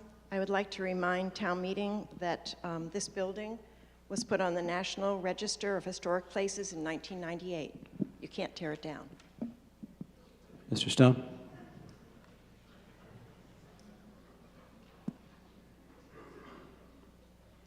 Thank you, Mr. Moderator. Michael Stone, Precinct 6, and Financial Officer for the Community Preservation Committee. A few of the considerations for the committee as well, in addition to the historic nature of which many in the community have advocated for, and the strong work of the Edward Marks Advisory Committee has informed us and the town of the importance of the building. We've done historic structures reports on the building. We're following those plans. A few of the considerations, the location of the property. It's near the senior center. It's near multiple other municipal buildings. It's the oldest municipal building in Falmouth, and I think on the Cape as well, for that matter. Additionally, over the past few years, through the CPC, you're required to spend at least 10% on 3 categories: community housing, open space, and historic preservation. Over the past few years, we haven't had the applications for historic preservation to even spend all that funding, and so we put that into reserves. We saw this and see this as an adequate use of those funds to support municipal needs. The municipal needs are to be determined by the administration, and this is an important project for the town and has tremendous support. So we would appreciate your support as well. Thank you. Okay, Mr. Neto.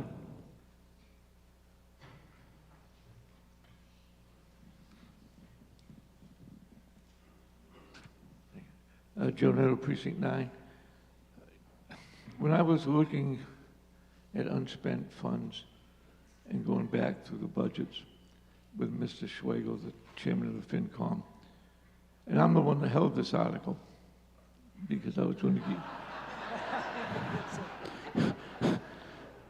Surprise attack. And when you look at this building, we have funds for this all over the place.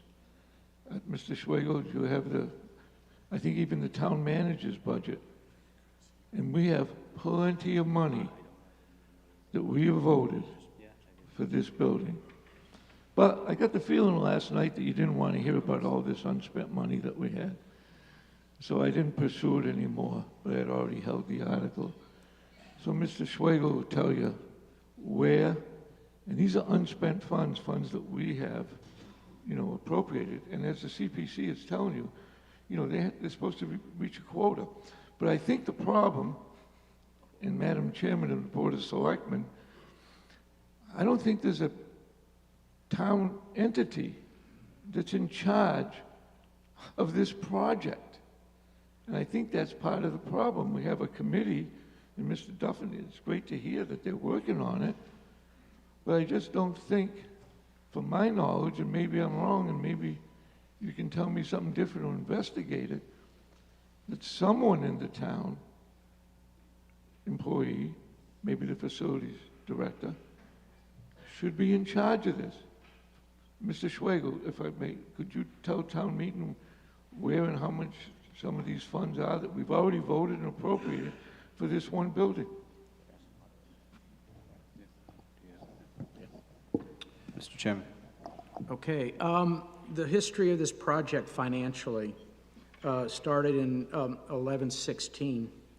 We voted $35,000, appropriated $35,000 for a roof.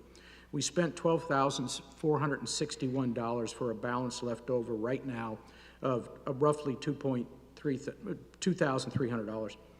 In November 2018, Article 4, we appropriated $100,000 for human services relocation. This was no construction. In November 2019, you appropriated another $10,000 for human services relocation.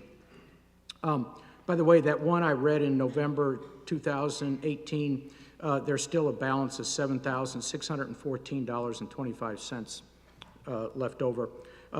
The amount for November 2019 for the relocation of the $10,000 I just told you, that has not been spent yet. In April 22, $119,000 was appropriated for the exterior of the building, which they listed front door trim, entry lighting, portico, repointing the building foundation, etc. That was $119,000. None of that has been spent as of the end of March. There was something I didn't understand, and maybe somebody could explain it. Nick Lowell knows this better than I do. At some point, there was an ESCO money for $114,500 for HVAC upgrades. There was no time stamp on that on the accounting records. We've only spent for construction to date that roughly $23,000 on the roof. The rest of the money has not been spent for construction. Mr. Moderator, I'd like to respond Mr. to Johnson, that. stop. Thank you. So we have put out a bid and awarded a contract for the renovation of the first floor. These are the renovations that are required to move the Human Services Department into the first floor, and that is going to expend most of that money that was talked about. There is a portion left over from the roof project. The roof was completed, and we just recently closed out that article. So there is $100,000. There are two, so all of that money falls under two projects. The interior work for the Human Services relocation, which is under contract, and there is a second piece that is just a year old. That's the $109,000. That's the exterior work for the parging of the foundation and the repair to the bulkhead. That is going out to bid within the next 2 weeks. Mr. Neto? So, Mr. Staub, is the town manager's office then responsible for the reconstruction of this? Is that what who's in charge? Yes, so the project is under the jurisdiction of the town manager, and it is being overseen by the facilities manager. Thank you. Okay, in the balcony, did you want to speak?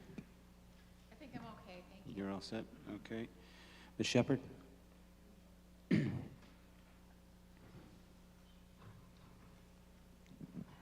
Susan Shepherd, Precinct 1.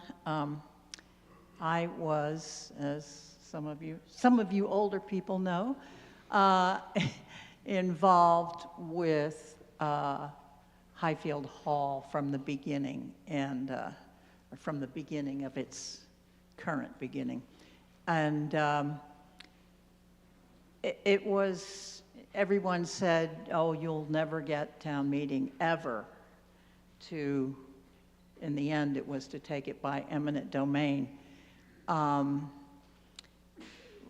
only did we get a 2/3 vote, we got a 75% vote. But the amount of volunteer work that went into that, and before it ever got off the ground and we had to do contracting, was phenomenal. The same thing has happened a lot at the Eddie Mark's house. Mike mentioned the windows.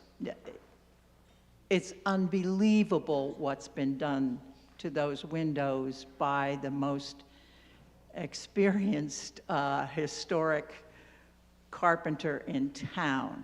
Unfortunately, there's been a lot of back and forth. Some people in the town administration just wanted to convert it into a place that they could move a town department. There was actually a lot of resistance to moving human resources there because it's right in front of the police station. And there was concern that some of the clients would not be comfortable going there. Anyway, the building is amazing. I have seen it from top to bottom. There are aspects in it that you wouldn't believe. And I personally think it should just be converted to back to a historic building, let a nonprofit take over. But for heaven's sake, don't tear it down and don't do things to the roof and the exterior that don't meet historic standards. I urge you to pass this. Okay, Mr. Latimer.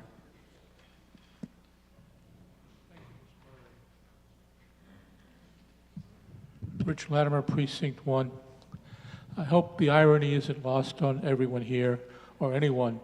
We spent hundreds of thousands of dollars to improve what had been the poorhouse. Nonetheless, the building is on the National Historic Register. It should be preserved. If there are some concerns about the foundation, Mike Duffany says the foundation is basically sound. I'm going to believe him. I'm going to take his word that it's basically sound. Therefore, it can be preserved.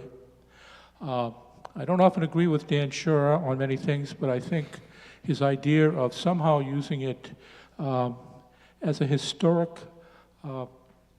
museum or tourist site, it's a good location. It's not downtown where where the green is, where there's no parking. There's plenty of parking right adjacent to it.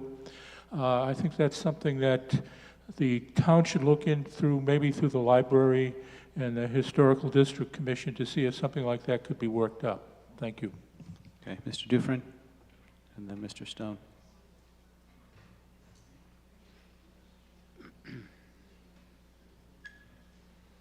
Again, for the sake of information, when I outlined this and held this article, I had some serious concerns about what it ultimately would become and at what cost.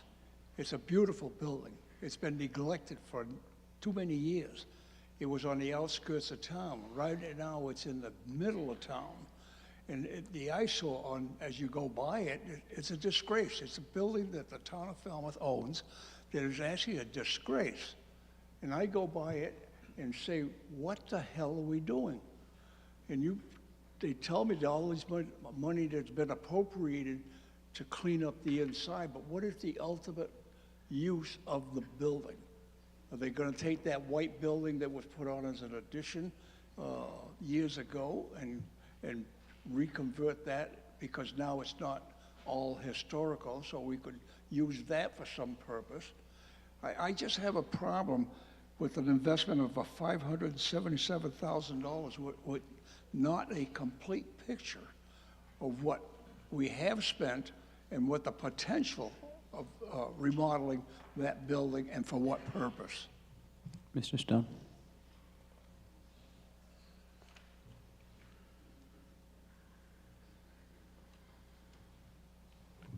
First off, I want to thank Andy again for his tireless dedication. I want to thank you again for your tireless dedication to the town and for all of your work. One thing that I wanted to highlight as well is that every year we do an annual needs assessment, and this is kind of a plug as well for an upcoming event. We're having our needs assessment in May that our coordinator mentioned at the meeting yesterday, and we use all that input to help inform these very decisions, and we'd like to have your input as well this year, and that goes a long way to everything that we do. So I just wanted to add that as well. Thank you. Okay, the question will come on the main motion as recommended. All those in favor signify by saying aye. Aye. All those opposed, no. It's the chairs that the ayes have it by a majority. This time I'll recognize the chairman of the Finance Committee to let us know how much money we spent at this meeting. Thank you, Mr. Moderator. This evening, you appropriated $174,255,180.32. Okay, at this time I'll recognize the chair of the Select Board for notification of the next annual town meeting. There's no new information? November 13th. What new information do you have that wasn't available at the time of the original vote? What is the new information that wasn't available at the time of the vote? You were well aware of, but they may not be. Within the next month, the DEP is going to promulgate regulations which... Can you speak a little closer? I'm having trouble hearing you. Which offer the town two options regarding nitrogen removal and wastewater. Option one is in the next 5 years, 15,000 people in Falmouth will have to install innovative alternative boxes in their backyard attached to their septic system, costing in the neighborhood of $30,000 or $40,000 within 5 years. That's option one. Option two is within 20 years, the town has to develop plans and implement plans to sewer or otherwise remove the nitrogen from all 14 of its estuaries in 20 years. Both of those options have been fought vigorously by the town of Falmouth. Okay, okay. The best argument we have had... Okay, Mr. Turkington, I'm going to do two things. Number one, I'm going to say that's not new information that wasn't available because it was months ago that the DEP announced that, but I'm just going to allow town meeting to take a vote. Do you want to reconsider the article? All those in favor of reconsideration signify by saying aye. All those opposed, no. It's been in the chairs that the noes have it, and the article will not be reconsidered. This time I'll recognize the chair of the Board of Selectmen for notification of the next annual town meeting. The November annual town meeting will be November 13th, 2023. November 13th will be our next annual town meeting. This time the chair would entertain a motion to dissolve the meeting. So moved. All those in favor signify by saying aye. All those opposed, no. The ayes have it, and this meeting is dissolved.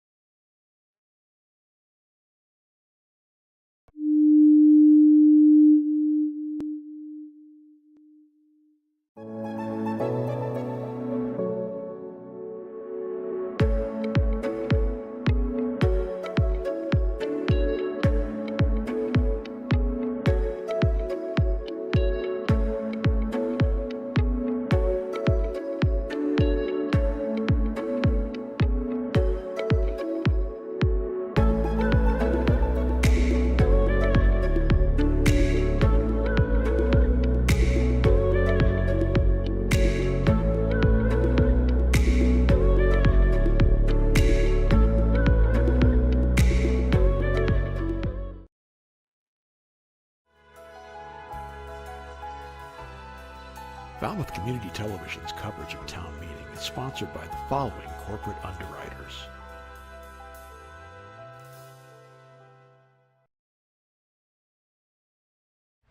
Welcome to the Falmouth Chamber of Commerce. The Falmouth Chamber is dedicated to working on behalf of our members to make Falmouth a better place to live, work, and conduct business. We are committed to developing the economic, cultural, educational, and civic interests of our community and welcome the support from all organizations to achieve our combined goals. Whether you call Falmouth home, are a summer resident, or a visitor, we hope you take advantage of all that the Chamber has to offer. Hi, I'm Bob from Crane Appliance. Since 1983, as a family-owned company, our goal has been simple: to give our neighbors of the Cape and Islands a great shopping experience. Rest easy knowing our professional team will listen to your needs and help you pick out the perfect appliances. We'll take care of everything throughout the sale, delivery, and installation process. And we even have our own in-house service department. Crane Appliance, we call the Cape and Islands home. Carlson Printing for all your printing needs. 508-548-7303 or toll free at 1-800-696-7303. Our email address is carlsonprinting@aol.com. Carlson Printing for all your printing needs. Hosting services for fctv.org are provided by Meganet Communications. Meganet offers a wide array of internet services including Mega Backup Cloud Service, server co-location, T1, fiber, Metro Ethernet, as well as telephone services such as hosted PBX and digital voice. Their #1 goal is to keep your communications network up and running and allow you to focus on growing your business. 877-634-2638 or meganet.net.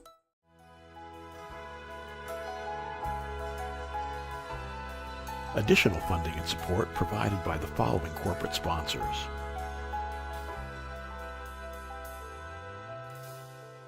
Francisco Tavares Incorporated is proud to be celebrating 70 years providing both residential and commercial landscaping.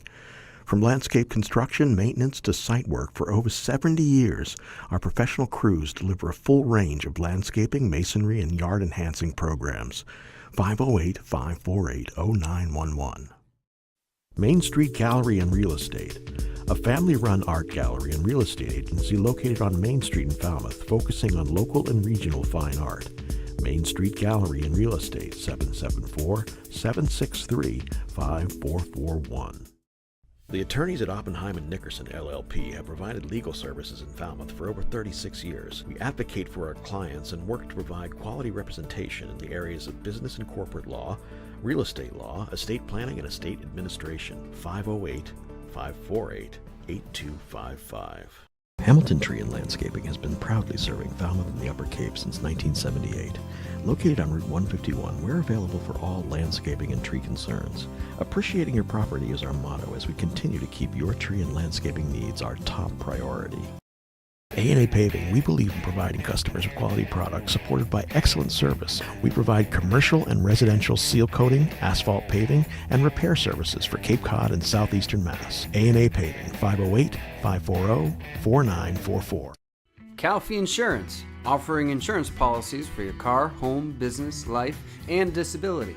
Calfee cares about all your insurance needs. 508-540-2601 and online at calfeeinsurance.com.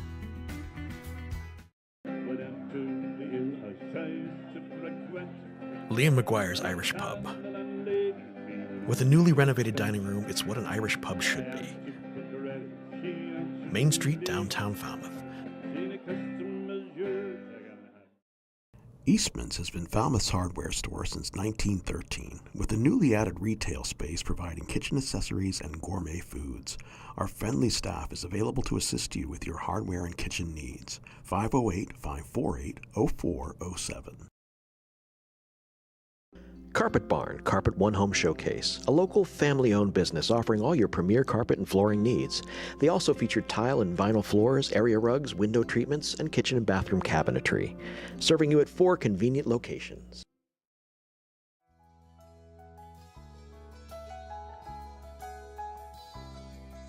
FCTV is also supported by the following businesses and organizations.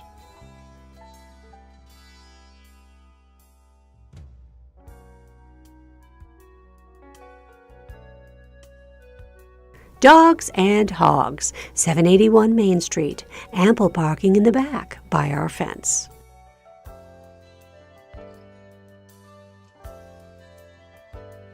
Lisa Peterson Asendorf, William Ravis Real Estate, Mortgage Insurance, 508-566-6259.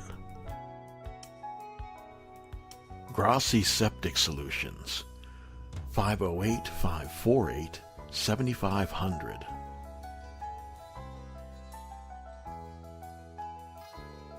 Turning Point Dance Studio, 508-444-0278. J. Miller Picture Framer, 681 Falmouth Road, 508-539-3888.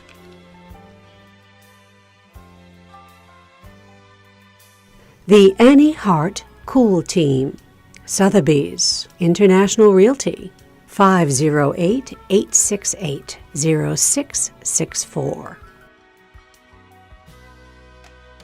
Dalpy Excavation Incorporated, 508-548-9788. info@dalpyexcavation.com.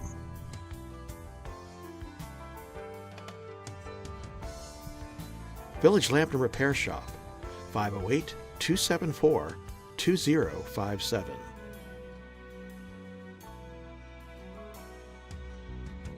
Every lighthouse needs a keeper. friendsofnobska.org.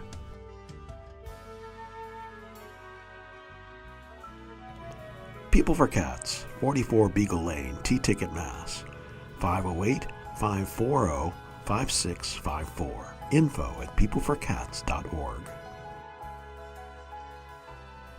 Martha's Vineyard Bank, 84 Main Street and 397 Palmer Avenue, Falmouth, 2 Water Street, Woods Hole, 508-627-4266. The Falmouth EDIC, falmouthedic.org, 508-548-7440. Partners Technology, Voice and Data Solutions, 781-930-5000.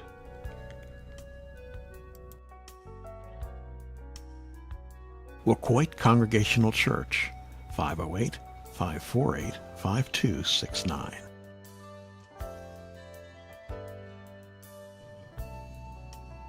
Sora's Flower Garden Nursery, 508-548-5288.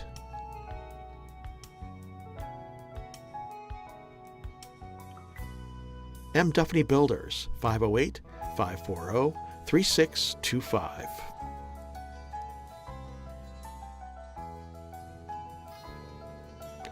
Danny's Barber Shop, 508-548-6013.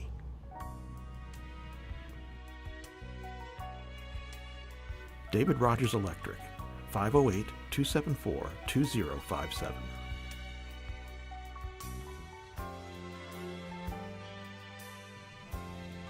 Murray and McDonald Insurance, 1-800-800-8990.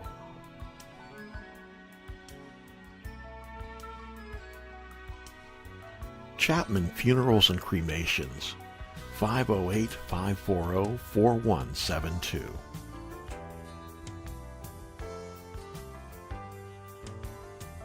Hanush Jewelers in downtown Falmouth, 508-548-9107.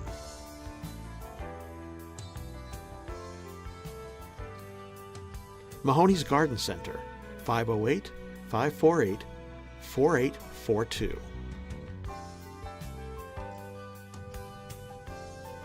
The Cape Cod 5, 508-457-5252.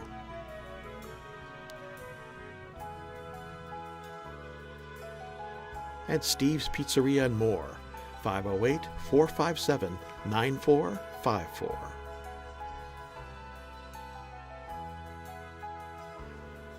Additional support provided by Roach Brothers, Windfall, Shaw's Supermarket, Stop and Shop,